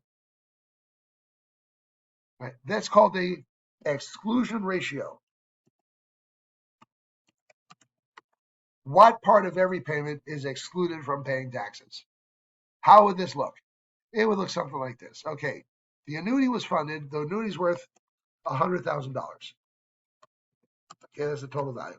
Out of that $100,000, $70,000 was principal, right? Premiums that they paid into it, and the remaining $30,000 is tax deferred growth.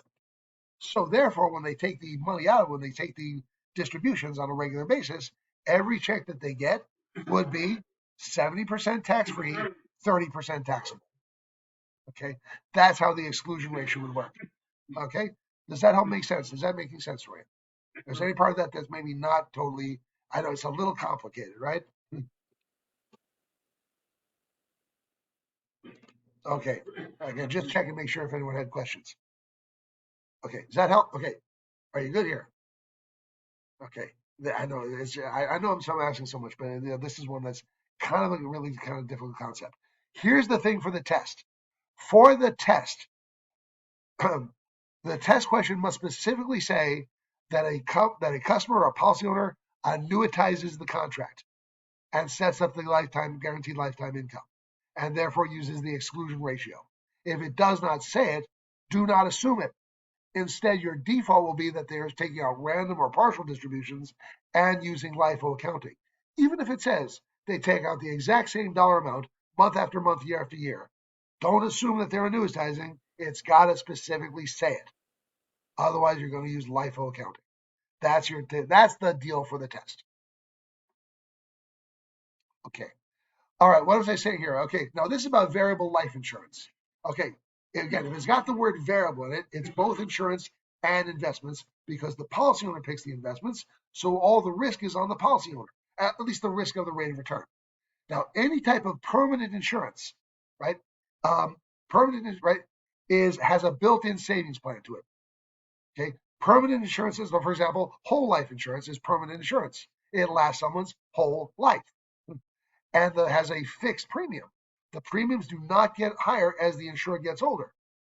They have a fixed locked-in premium for life, as long as they keep the payments up, right? As long as they don't cancel the policy or let it lapse, as long as they keep making their premiums.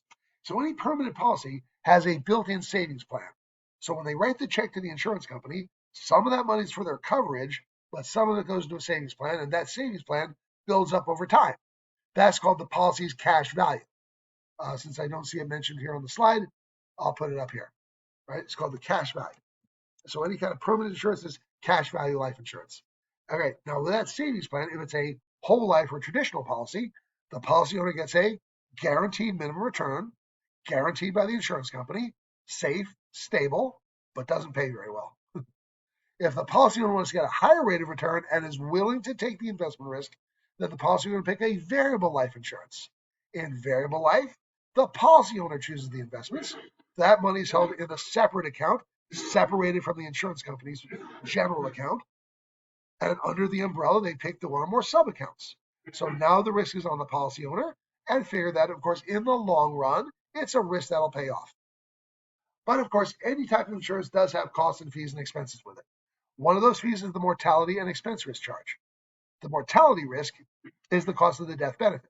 For life insurance, in case the insured passes away sooner than expected, or for the annuity, in case they live longer than expected. That's, by the way, one thing you can think of it. Okay, life insurance. People get life insurance in case they die too soon, and people get annuities in case they live too long. So, but there is a risk here that's borne by the insurance company, and that's the mortality risk. That's part of the cost of life insurance. The expense risk is that again, a risk to the insurance company, that the cost of managing and maintaining a policy, well, those expenses will rise over time, right? The price of everything goes up eventually. So the expense risk is a charge to the insured that covers those costs, right? To that risk to the insurance company. There are sales fees because, after all, they have life insurance agents, and those life insurance agents make commissions for all the work that they do.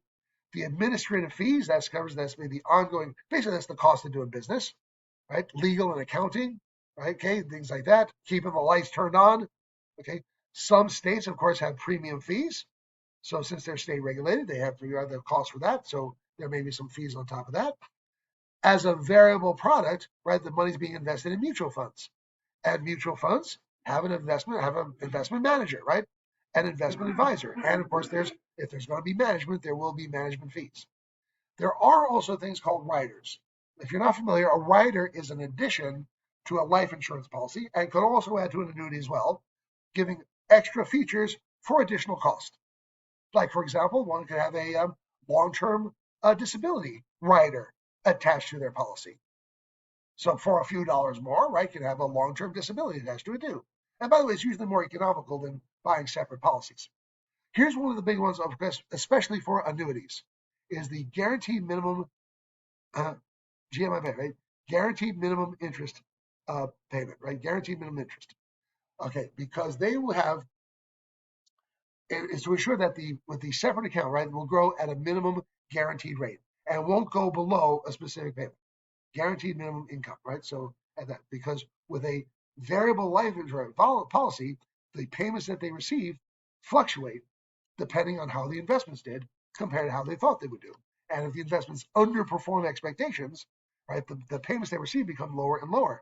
Well, the GMIB makes sure it doesn't go below a guaranteed minimum income benefit. All right, there's no slide for it here, so I'm going to have to add one. All right, so I'm going to have to add so much to it. So let me go ahead and actually insert a slide here. Okay. And this has to do with the concept of the assumed interest rate, or AIR. All right. With a fixed annuity, okay, the insurance company sets up a guaranteed income for life. And the income that they receive is going to stay the same, right? If they get $1,000 a month, it's $1,000 per month for life. The insurance company bases these payments based on, of course, actuarial tables. And also, of course, since it's a fixed policy, right, with a guaranteed interest rate, they know what the rate of return is going to be. However, in a variable annuity or a variable policy, well, they don't know what the rate of return is going to be because it's being invested in stocks or bonds or a mix of both. So there's no real way to predict, certainly not any kind of accuracy, what the rate of return will be. So when the insurance company sets up this payment schedule, they basically got to make up a rate of return. And that made up number is going to be the assumed interest rate. So they're going to work under the idea that this will be the rate of return that the insurance company that the policy will make. Okay. What will happen is, of course, the actual rate of return, they'll compare it against the assumed interest rate on a regular basis. Okay, on a period, usually once a month. If they set up monthly payments, then they'll set up once a month. Now, the assumed interest rate, right, is basically it's a hypothetical rate. Hypothetical. Okay, not any kind of guaranteed rate of return. Nothing like that. Not guaranteed. Okay, it's just basically to make the mathematical construction. What it's used as is used as kind of like a benchmark. So on a periodic basis, the insurance company will compare the actual rate of return of the policy's owner's separate account and measure it against the assumed interest rate. So the AIR is kind of used like a measuring stick. And they'll compare the actual rate of return versus the assumed rate of return and use that to determine if the next payment that they get will be more than, equal to, or less than the last payment that they got. So if the actual return is greater than the assumed interest rate, right? If it beat expectations, then the next payment increases from last payment. The next check that they get will be more than the last check they got. If the actual return is less than the AIR, if it underperformed expectations, the next payment is decreased from last payment. The next check they get will be less than the last check they got. And if the actual return was equal to the assumed interest rate, it came in line with expectations, then the next payment will be unchanged from the last payment. So they'll do this on a regular basis. All right? So always comparing the actual rate of return and measure it against the assumed interest rate. So what would this look like? Let's say, okay, in January, okay, actually, let me try this, right? The AIR has been set at 5%. Okay, always 5%. And remember, that's a hypothetical rate of return. And by the way, it does not change. So that always remains constant. AIR is 5%. In January, the actual return was 6%. Okay, so it just outperformed payment. So the payment starts off at $1,000. Okay, the actual return was greater than the assumed interest rate. So the next check that they get will be more than the last check they got. So therefore, maybe in February, okay, February, yeah, okay, the next payment will increase. How much? We don't have to worry about how much, but it just does increase. So let's say it goes to let's say $1,100. Okay, in February, the actual return was 7%. Okay, so for the second month in a row, it just outperformed the AIR. In fact, now it did to a greater degree than it did the previous month. So therefore, the next check that they get will be even more than the last check they got, maybe to a greater degree too. Maybe the next check will be $1,250. Again, I'm kind of making up numbers here, so don't hold me to that as being like any kind of thing that's working. I'm just making up numbers, just for illustration. All right, now in March, let's say the actual return was 4%. So what happens? It just underperformed the AIR, right? They've expected 5, but it came in at 4. Therefore, the next check they get, okay, will be less than the last check they got. How much less? We don't have to figure that out. Just know that it's less. So maybe the next check will be, I don't know, let's just say $10.50 or something like that. Okay. Okay. Here's the way they're going to try and trick you on the test. They'll say something like, last month, right, the AR was set at 5%. Last month's return was 7%, so the payment that he got increased. This month, however, the actual return was 6%. So what happens to next month's payment? They're trying to trick you into thinking that since this month's return of 6% was less than last month's return of 7%, right, that the payment will go down because it underperformed from last month. But that's the wrong thing to focus on. That's the trap they're trying to set for you. compare the actual return for the AIR. Since the actual return was 6% and the AIR is 5%, then the payment will increase for the second month in a row. Keep in mind also, if it underperforms months in a row, right? If it underperforms the expectation 3 months in a row, the payment they get will go down, down, and down 3 months in a row. Now again, keep in mind, some people don't like that. So if that's the case, a variable annuity is probably not the right fit for them. But that is also why there's a guaranteed minimum income benefit rider, because for a few dollars more, they can ensure that it won't go down below a certain amount.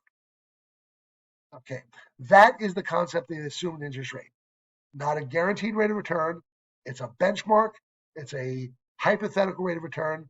The insurance company does that because they basically have to have some kind of number to figure out what the actuarial payments are going to be. Okay. What are the factors that go into the payments, right? Into the annuity payments? Well, of course, there is, of course, the amount of the annuity. I should maybe say the value of the separate account, okay, or of the accumulation units when they get turned into annuity units. There will also, of course, be the age and gender of the annuitant, because it's going to be based on life expectancies. Okay, but the ones that matter for the test, of course, are going to include the AIR, okay, and the actual rate of return. Okay. All right. I'm hoping I've covered that for you pretty well. If there's any part of that not so clear, not so easy to figure out, please, this is the time to ask, okay?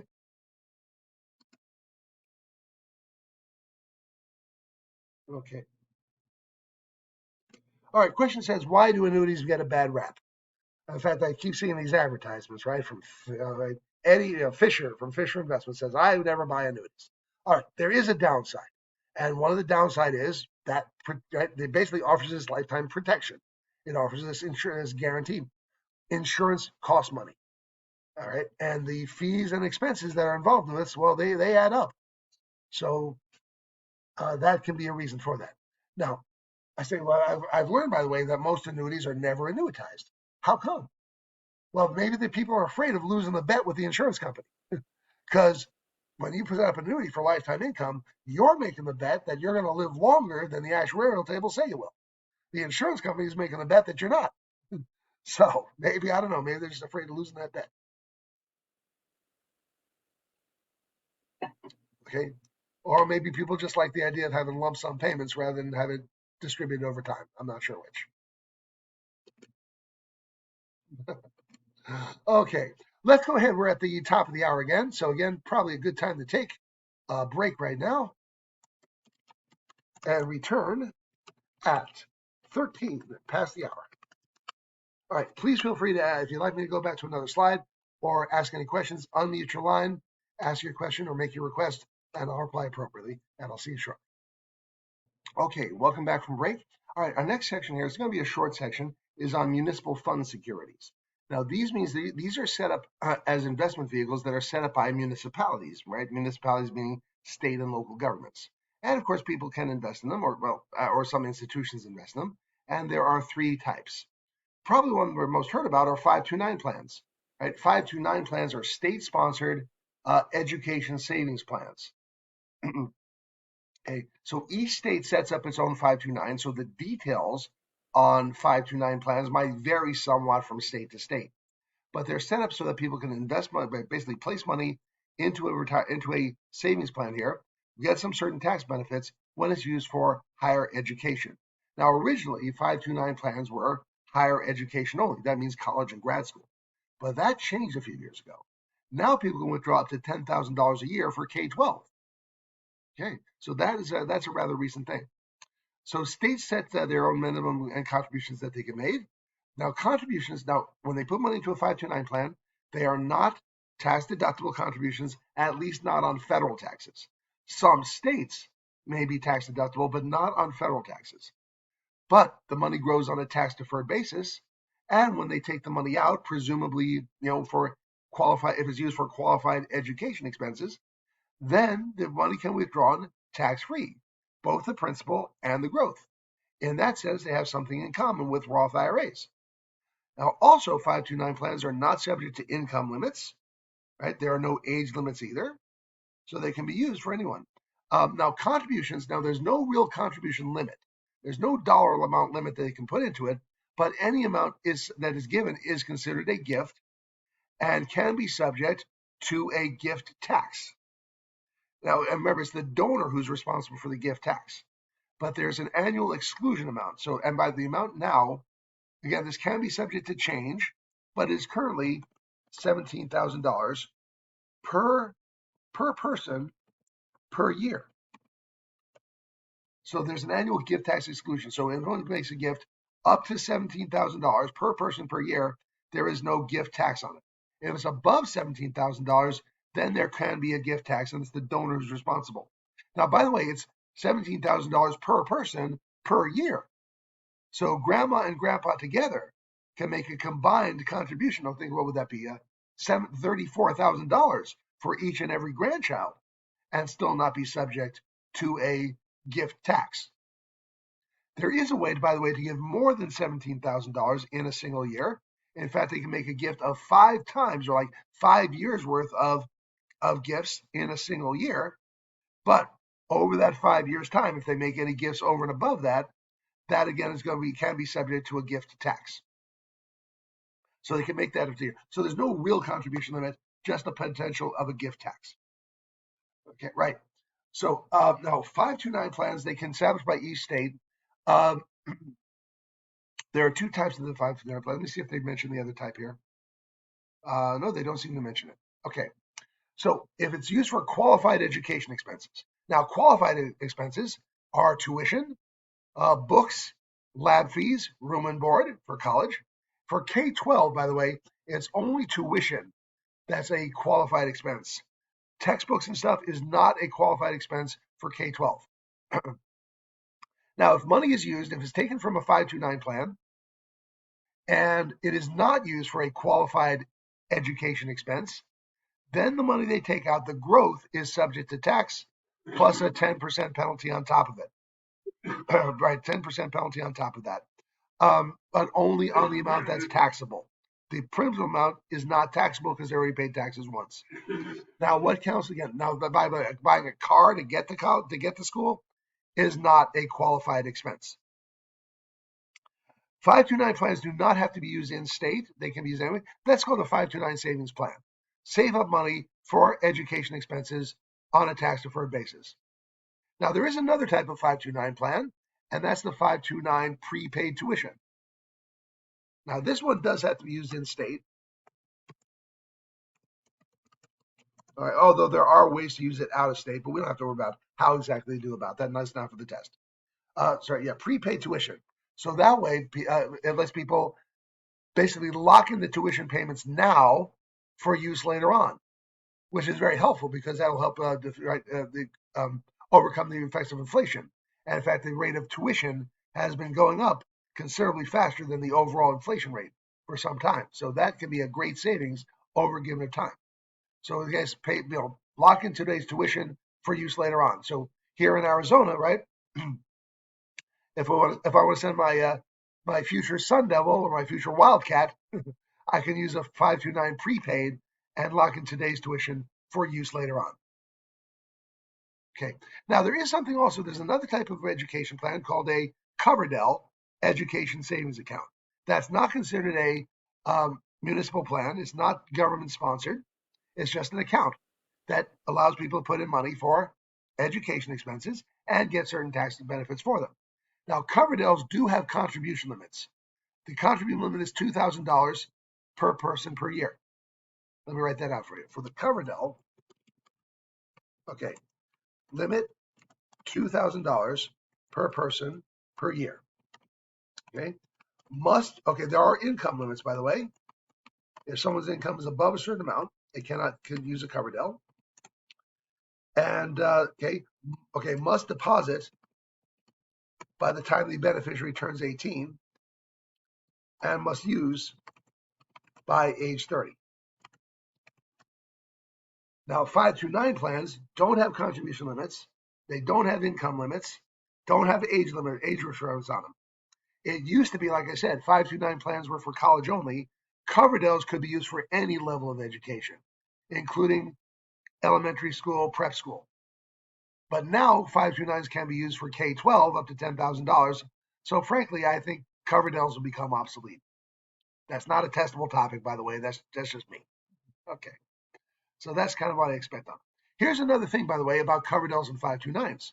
You see, if you put money into an UGMA or UTMA account, right? UGMA and UTMA is a gift. It is a permanent and irrevocable gift. It's the minor's property when given. But in a 529 or Coverdell, the minor is not the owner of the account. It's the donor who owns the account. The minor is the beneficiary, not the owner. So let's say you set up a 529 plan for a kid to go to college, and kid says, I'm not going to go to college. Well, can you give the money to someone else? Can you name a new beneficiary? Yeah, you can name a family member as beneficiary. Maybe somebody's a little more grateful. Okay, and maybe we'll help use that money for a better use. Okay, in a UGMA or UPA custodial account, remember, once a kid turns out of legal age, it's their money, and they don't use it for college. They take the money out and buy a Harley, and a week later they wrap it around a tree. Nothing you can do about it. Okay. All right, local government investment pools. Now, this is something you and I aren't going to use. This is for something more of an institutional level. So state and local governments, they can set up entities for other state and local government entities, right, to deposit some of their surplus cash in a place that's stable, makes them some rate of return, okay, and it's a safe place to park surplus cash. So like as I mentioned here, like a public library or a school district, something like that. If they've got some extra cash, a place that's liquid, it's basically like a tax exempt money market fund. Okay, but it's only available to government municipalities who can invest in these things. So it's not for the public. It's not on a retail level. It's more of like on an institutional level. And then there are the ABLE accounts. ABLE is also known, by the way, as 529A.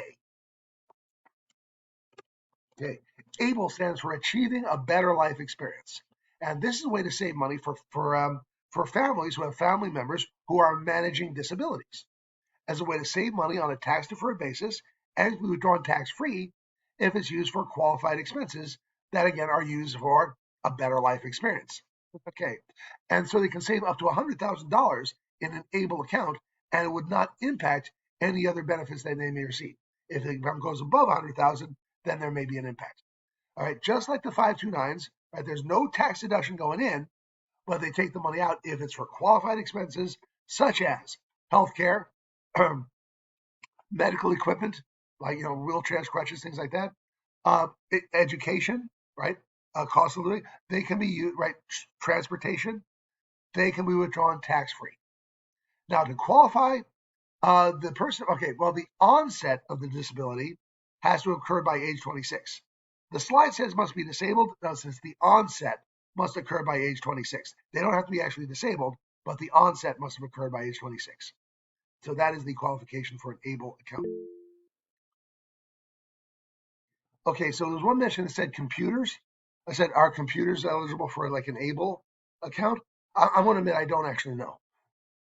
Okay, I don't think we have to get that even to it for the test. Just qualified educator expenses for managing disabilities, and maybe it does, right? Because it can be awfully useful if you need one sometimes. Okay, let me see what else. Question is count for five. Oh, does the computer count for 529 withdrawals? Okay, are you talking about for 529 for college college education expenses? Again, I'm going to admit I'm not real sure. I haven't heard of it one way or the other. I think it's possible because at this point, you probably need a laptop just as much as you need a textbook. Okay, but I'm not absolutely positive of that. Okay. All right. So I hope that helps you out with the achieving with the retirement plans. So our biggest takeaway first off, being able to identify the company sponsored retirement plans and the rules of ERISA, Employee Retirement Income Security Act, right? And they're there to protect, right, the basically the rights and the retirement plans of workers, because they used to be kind of abused sometimes. It used to be. So that makes it available to them. So it makes it a crime now to raid the company pension plan. Okay. So again, the biggest rules of ERISA is that for a qualified plan that qualifies for tax deductions, right? The the employer is a fiduciary to the employees. The assets have to be segregated, kept away from the company's assets. They cannot be attached, which means they cannot be sued for that amount, right? They can't sue for that. And that also, as a fiduciary, right, they have to manage those assets as a prudent person would. So they have to provide different retirement investment choices. They have to have at least 3 different investment choices in a qualified retirement plan that are different enough from each other to be able to create a diversified portfolio. So that probably means they have to offer at least a stock fund, a bond fund, and a money market fund. Okay, that they can do that.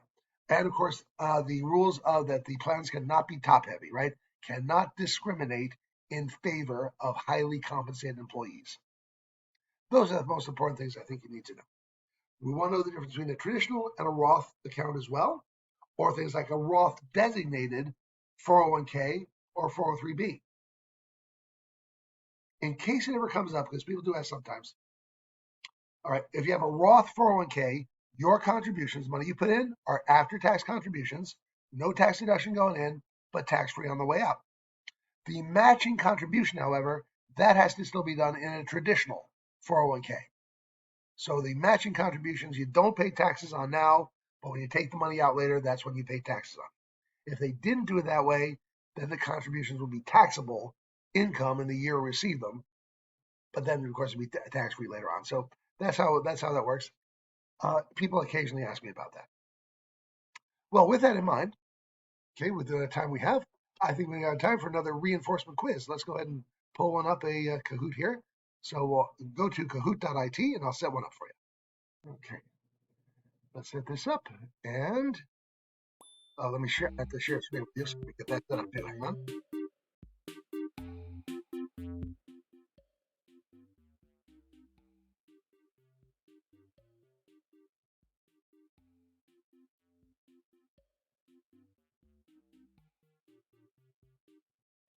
Okay, our game pin is 875-8110.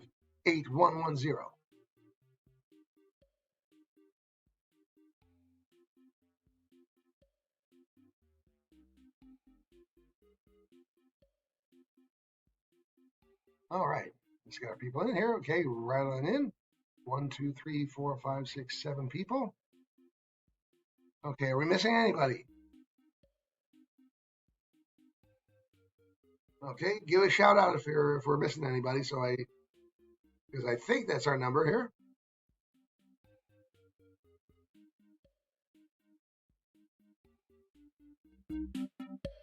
All right, let's go. Let's play Family Feud.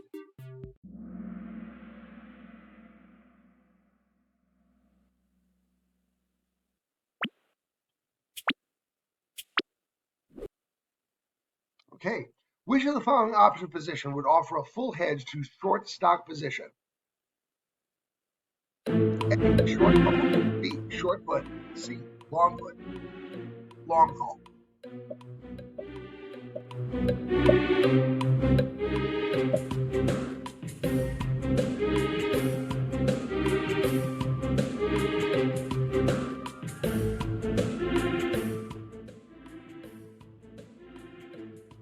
Right, get him in. Waiting on 2 people. Pick up an answer. All right. Okay, just on time. All right, the best answer is long call. All right, first off, to offer a hedge, you always have to buy an option. It has to be a long option, right? Because you basically have to buy insurance. So now when someone sells a stock short, right, they expect the price to go down. Again, they'll buy it back later when it's cheaper. But what if it goes up instead of down? In that case, they lose money because now they have to replace what they borrowed at a higher price instead of a lower price. Well, to keep it from going up too high, they want to lock in a buy price. So in case, from their point of view, goes the wrong way, they can use a call option and buy the stock, right? Call it to them at a fixed price and limit their losses that way. Okay. Remember, short options, whether it's a short call or short put, that's to sell an option. Now, they sell an option that collects premium, which to a certain extent can at least a little bit offset their risk, but for a full protection, you have to buy options. Okay, are we good with this one? If there's any questions, please do feel free to ask. But let's see who got that one. Yeah, it's Alexis. Okay, putting some points on the board. Let's take a look at our next question. The party who is short an option contract is known as A, the writer and receives the premium. B, the party with the right to exercise and receives the premium. C, the writer pays the premium. Or D, the party with the right to exercise and pays the premium.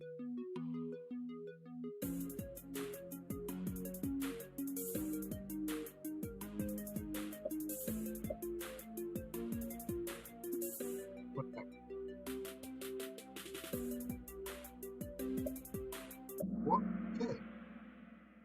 All right, so it's kind of even opinion here. The party who is short an option. Remember, if long means to own and that's an asset, then short means to owe and that's a liability. So who's the short the option, or who has the liability? It's the option seller, who's also called the option writer, who in exchange for the premium that they received, right, basically have entered into a contract and has to do what the contract says if the option asks them to do so. So that is the option writer, also the option seller, is short the option. Who has the right to exercise? It's the option buyer, okay, or is also the option holder, who is long the option. The option holder pays the premium. The option writer receives the premium. All right, Alexis and Karina's on the board. Let's try our next one. Which of the following option strategies has the most risk? A, short calls. B, short puts. C, long calls. Or D, long puts.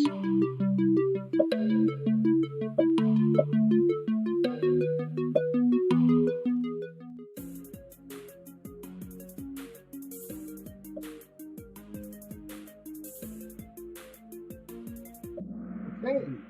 Well, again, some mixed opinions on here. Which one has the most options risk? First off, it's going to be the short option, not long. The long option, the option buyer, their greatest risk is the premium they pay. They can't lose more than what they paid for the option. So they have a comparatively low level of risk.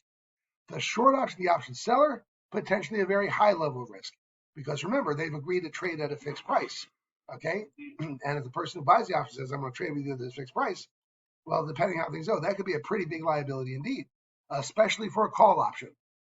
The person who short the call option or sold the call option gave someone else the right to buy the stock from them at a fixed price.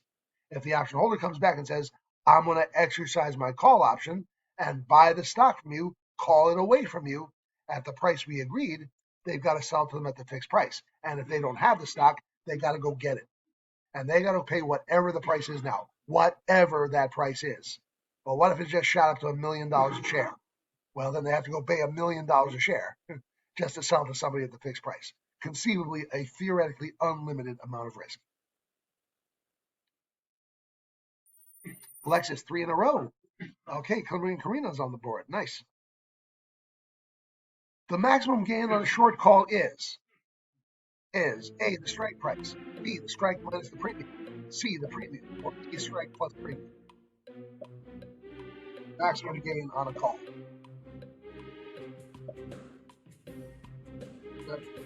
What do you think is the bet?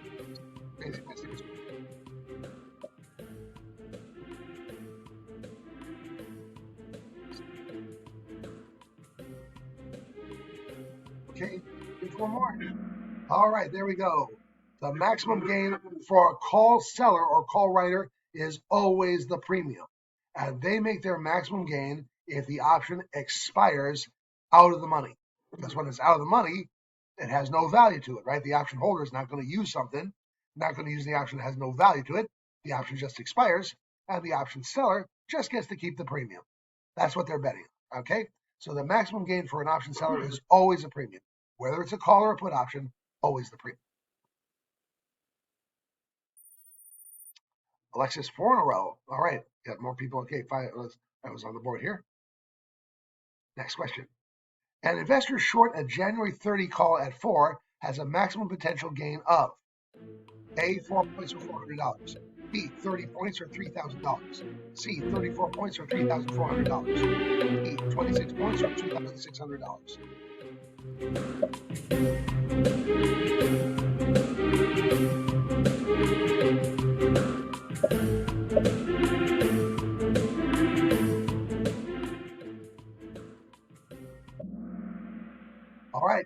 short a January 30 call, that means that the seller of a call option, and as always, the maximum gain for an option seller is the premium that they collected. If that stock remains below $30 by January, the option is just going to expire because no one's going to buy something for $30 that's worth less than $30, and the option expires, and the option seller just gets to keep the premium. Okay, maximum gain is always the premium received. All right, Alexis, 5 in a row. I have a feeling you've been studying, Alexis. Okay.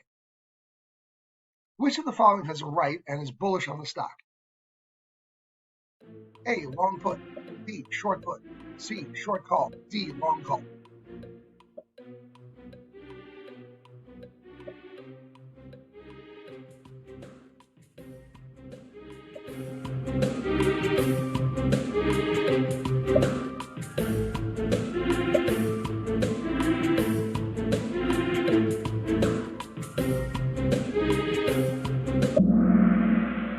All right, there we go. Okay, so some people answered right. Who has a right? So first off, who in an option contract, which side has the rights? It is the option buyer who has the rights. That's what they're paying for, the right to trade at a fixed price. So it's and the buyer is long the option. So we've just eliminated the two others, right? The short put, the short call. It is bullish, right? Bullish means they think it's going to go up. If someone thinks the price is going to go up, do they want to buy it now or sell it now? If they think it's going to go up, they want to buy it now or purchase a call option that gives them the right to buy the stock at the strike price, no matter what the actual price is, figuring that the price is going to go up later, exercise the call and then buy it, at a cheaper price. Okay, long call. If they were bearish on the stock, however, that would be the long put. Then they'd have the right to sell the stock at a fixed price. And why does someone want to lock in their sell price when they think the price is going to go down later on? Okay, Ashley is moving up, and so is Karina. Very good. Let's try our next one. The XYZ May 45 puts are trading at 250. The current market value for XYZ stock is 42.50. The May 45 put is A, at parity, B, without any intrinsic value, C, out of the money, or D, at the money.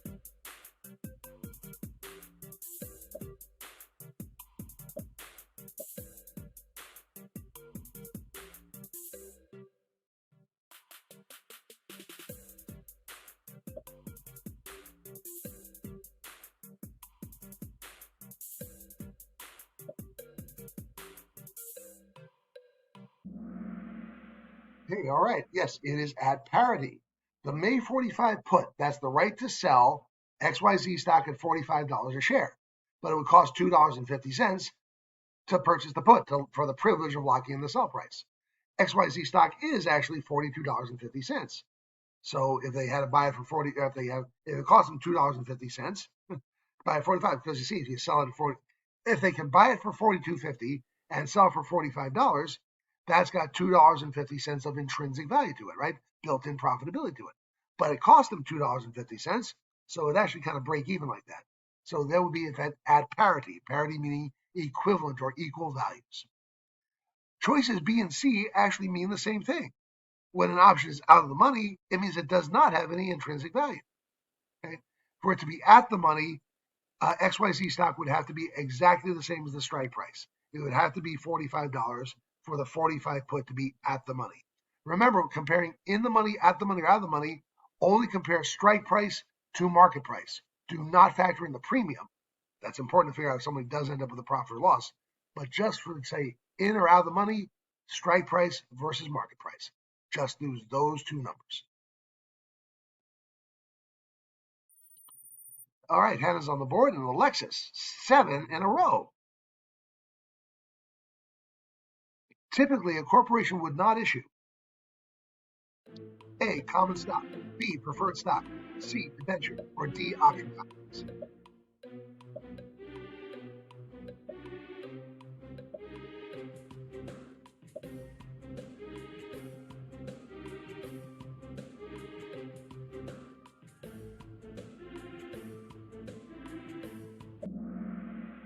Great. Okay, right. The corporations do not issue option contracts. Options are a deal, right? They're a contract between two investors who've agreed with each other. They trade 100 shares of stock at a fixed price. The corporation has nothing to do with option contracts.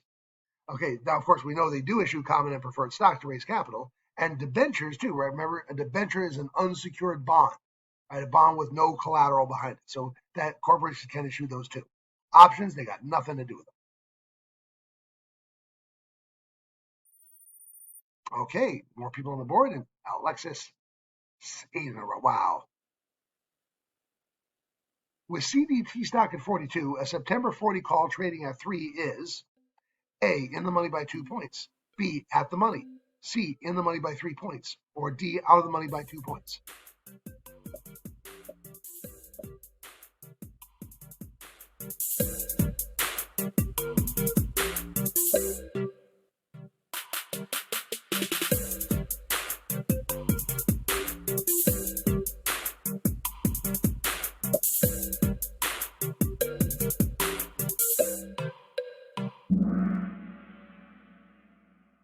All right, CD stock is $42. You have a September 40 call. Okay, if you have the right to buy something for $40, that's worth $42. How much profit do you make on that? Okay, first off, you do make a profit, so it's in the money. It has intrinsic value, and you make $2 of intrinsic value on it. The fact that it's trading at $3 was not relevant to the question, right? The moneyness of options, in, at, or out of the money, like I said, only compare strike price to market price. Do not factor in the premium. That is not part of what the options in or out of the money, or whether it has intrinsic value.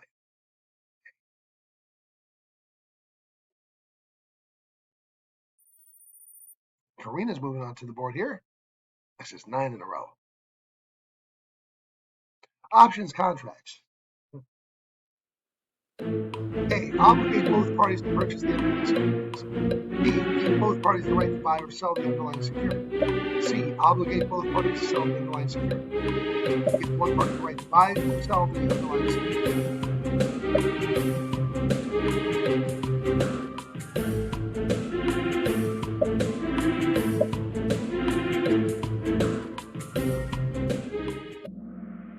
Awesome. Yes, in an option contract, first off, one side of the contract, the option buyer, they have the rights. That's what they paid for. On the other side of the deal is the option seller or the option writer, right, who, right, in exchange for the money they received, have an obligation now to do the contract. So it's not, they don't obligate both, and they don't both give you rights. It's one or the other. And yes, they give one party the right to buy or sell, depending whether there's a call or a put option.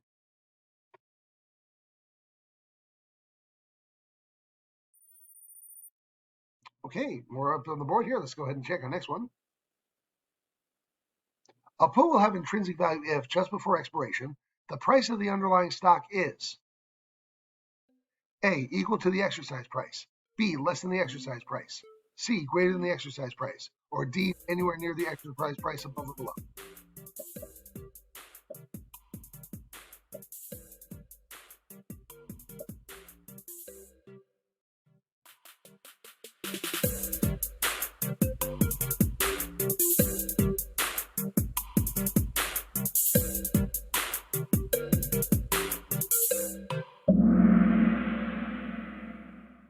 Okay, good, right.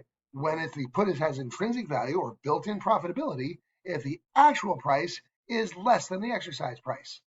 So if you have an exercise that's a $40 strike price and the actual price is $38, well, if you're going to acquire something for $38 that you can then sell for $40, you've got $2 of built-in profit to it, or $2 of intrinsic value. When the price goes down, put options become valuable. Good. Okay, Ashley and Hannah moving up. 11 in a row for Alexis. Not bad at all. Next question. Index and foreign currency options must be settled in A, securities comprising the index of the foreign currency. B, bankers' acceptances. 3, cash. Or D, the underlying security.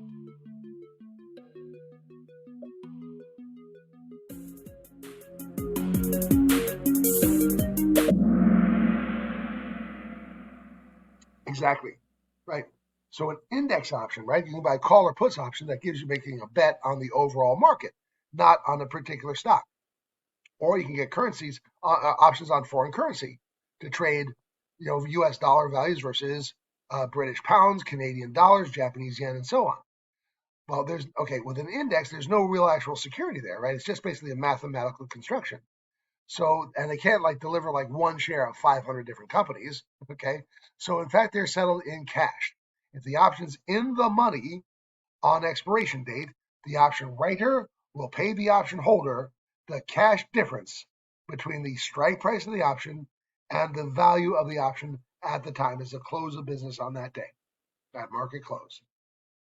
Good. Cash, yeah, it would be cash. Backers acceptances, remember that's for financing foreign trade. Your customer's long one October 75 put at 2. The customer's maximum potential gain is A, $7,300, B, $7,300, C, $2,000, or D, $7,700. Okay, difference of opinion on this one. Long means to own, right? They own the October 75 put at 2. Paid $2 a share for the right to sell 100 shares of stock at $75 a share. Now, of course, as a put owner, they'll make a profit if the stock goes down. It's a bearish strategy. The most they can go to the stock can go down, of course, is down to 0. So they can buy for nothing, exercise their put and sell for $75. But it did cost them $2 for the privilege of locking in their sell price. So if they sell for $75 but paid 2, then they're really up by $73 per share times 100 shares per contract, and that would be $7,300.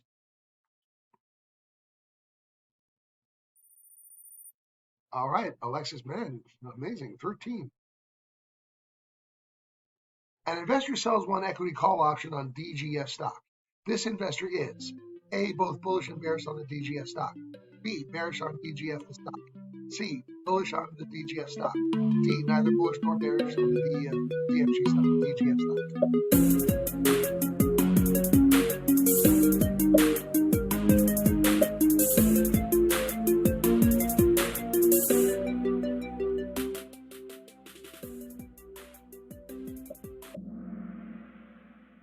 Bearish, right. The person who sells a call option has the exact opposite opinion of the person who buys a call option. People buy call options when they think the price is going to go up. They're locking in their buy price now.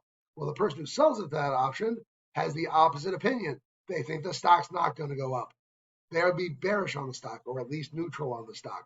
So as the option seller is, call option sellers are bearish. If the call option buyer is bullish, the seller is bearish.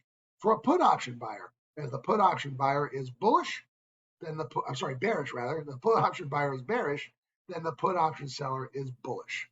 Oh, remember, buyer and seller have opposite opinions. Amazing. Okay, doing great. Let's check our next one. The performance of listed option contracts is guaranteed by which of the following? A, Federal Reserve Board, B, Securities and Exchange Commission, C, Options Corporation, or D, U.S. Treasury.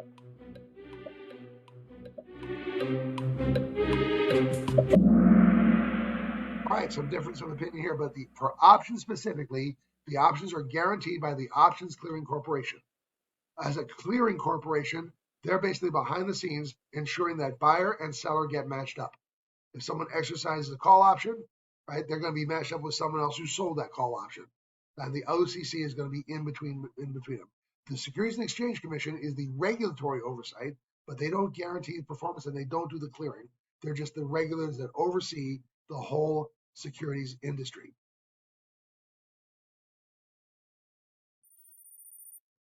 All right, pretty good. Amy's moving up. Let's try our next one. An equity option call buyer has the right to A, purchase stock and therefore is bullish. B, purchase stock and therefore is bearish. C, sell the stock and therefore is bullish. D, sell the stock and therefore is bearish.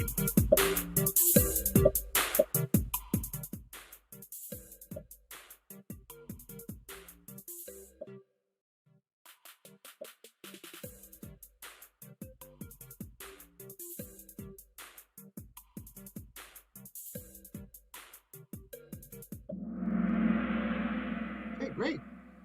Someone who buys a call option is a contract that gives them the right to buy 100 shares of stock at a fixed, but to buy it from someone else, right, to call it to them at the strike price. And why do people buy call options? When they think the price is going to go up. They have the right to buy the stock, and people, of course, want to buy a stock if they think it's going to go up, if they're bullish on the stock. Okay, good.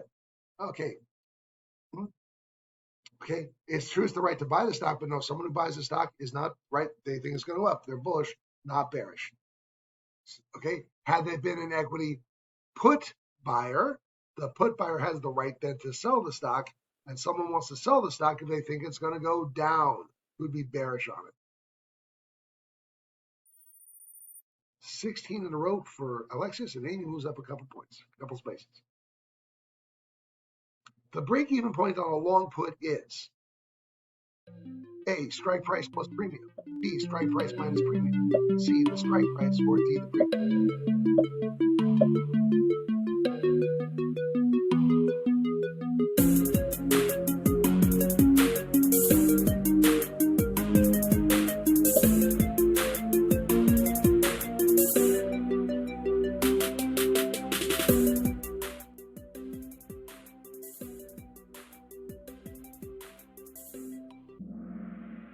Strike minus premium, yes. Remember, the break-even point is the price where the stock has to go to where someone shows zero gain, zero loss.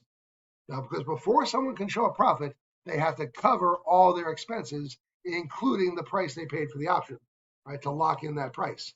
Now, they'll make a profit if the stock goes down, right, as by a put buyer, but it's got to go down by enough to cover the premium. Strike price minus the premium is their break-even point. Once it goes below the break-even point, then they start to show a profit. Had it been for a long call, they expect the price to go up, but it's got to go up by enough. So strike plus premium would be for a long call option. Awesome. All right, still putting on some points, 17 in a row. A March 25 put purchased at 1.5 is expired without being exercised. The owner of the put, A, keeps the $25 paid. B, keeps the $150 paid. C, loses the $25 paid. D, loses the $150 paid.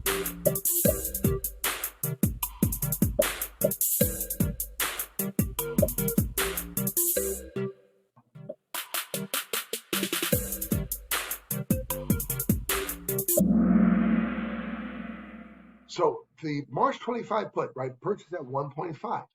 So that means they paid $1.50 per share times 100 shares per contract, which would be $150 for the right to lock in to sell the stock at $25. That's the strike price. But they didn't use it, right? Because, well, it wasn't profitable to use it. And if they don't use it, they lose it. So in that case, yeah, they paid $150, took a chance, it didn't work out. Lost $150. Okay. The $25, no, that's only if they exercise the option. And they would only exercise it if it's profitable to do so. Or at least it's in the money, right? Okay, if the option is at least in the money, then they're going to exercise the option to obtain its intrinsic value. So they only pay the 25 if they exercise the option. Okay. Really good. Okay, next one. Your customers purchase a 1 February 35 call at 2 on Tuesday, December 24th. This transaction will settle on A, Thursday, December 6th, B, Wednesday, December 5th, C, the same day, or D, the last business day of February.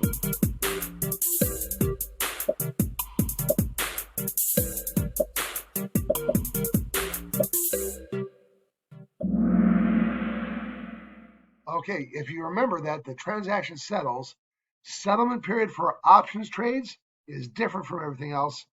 It's 1 business day, not 2 business days.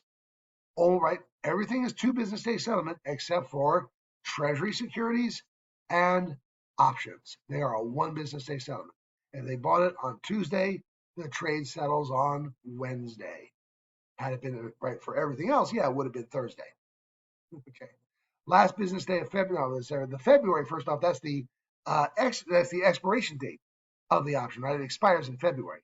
And by the way, it expires 3rd Friday of the month, not last business day.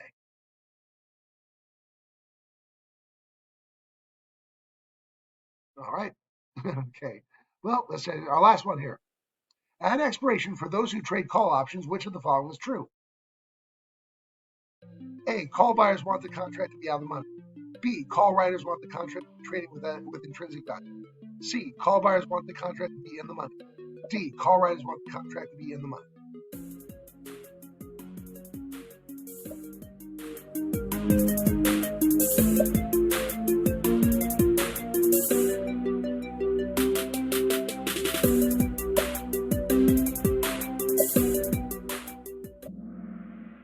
Yes, for those who trade call options, actually it's true for all options, really. The option buyer wants the contract to be in the money on expiration date, because when the option's in the money, it has intrinsic value. And so they would exercise their option, right, and claim that intrinsic value, right, make that kind of money for them. Hopefully it's enough to cover their costs, at least, but they want it to be in the money. The option seller, however, or the writer, wants the exact opposite to happen. They want the option to be out of the money, because if the option is out of the money, it has no intrinsic value. No one's going to use the option. If they don't use it, the option writer doesn't have to live up to the obligation, does not have to do what the contract says, but still gets to count the cash, right? Because when they get paid that premium, that is cash in pocket. And by the way, choice B and D kind of mean the same thing, because if an option has intrinsic value, then it is in the money. So since B and D say the same thing, they kind of cancel each other out. All right. Well, this is no surprise, I'm sure, but okay. Stepping up to the podium in third place is Kimberly. Bronze medalist. Second place, silver medal is Ashley. And in first place with a whopping 16,917, gold medalist. All right. That was a tremendous production. I am excited. You must be excited. All right. All right, let's close this one out here. All right, and so that, we're at the top of the hour, so I probably should have gotten out of here a little earlier, but hey, thanks again for being here today. Again, if this is our chance to review these things. So some of them, obviously need a little bit of review for sometimes. So it's a good thing we went through the practice. The more chance to practice, the better you get at it. So just keep going at it. Now, I've had these projects, I've had these deadlines for work, so I haven't had a chance to go in and grade you. So, but tomorrow I've got a much less busy day, so I'll have a chance to go and start grading your papers again. Again, if you find you're falling a little behind on the schedule, call me. I'm not getting people taking me up on my offer here, and that's a pretty good one. So, hey, contact me, call me, email me if you need anything else with that. If something just stuck with you, you can't quite work it out, hey, I'm here to help you out. I'm as much as a resource for you as the textbook, as the online sources, as the videos they give you. Okay, so we'll see you again soon, everybody. See you on Monday. Have a great rest of your evening. Have a great weekend. Everyone take care and have a lovely night. Bye-bye. Thank you. Always a pleasure, Amy. Thanks.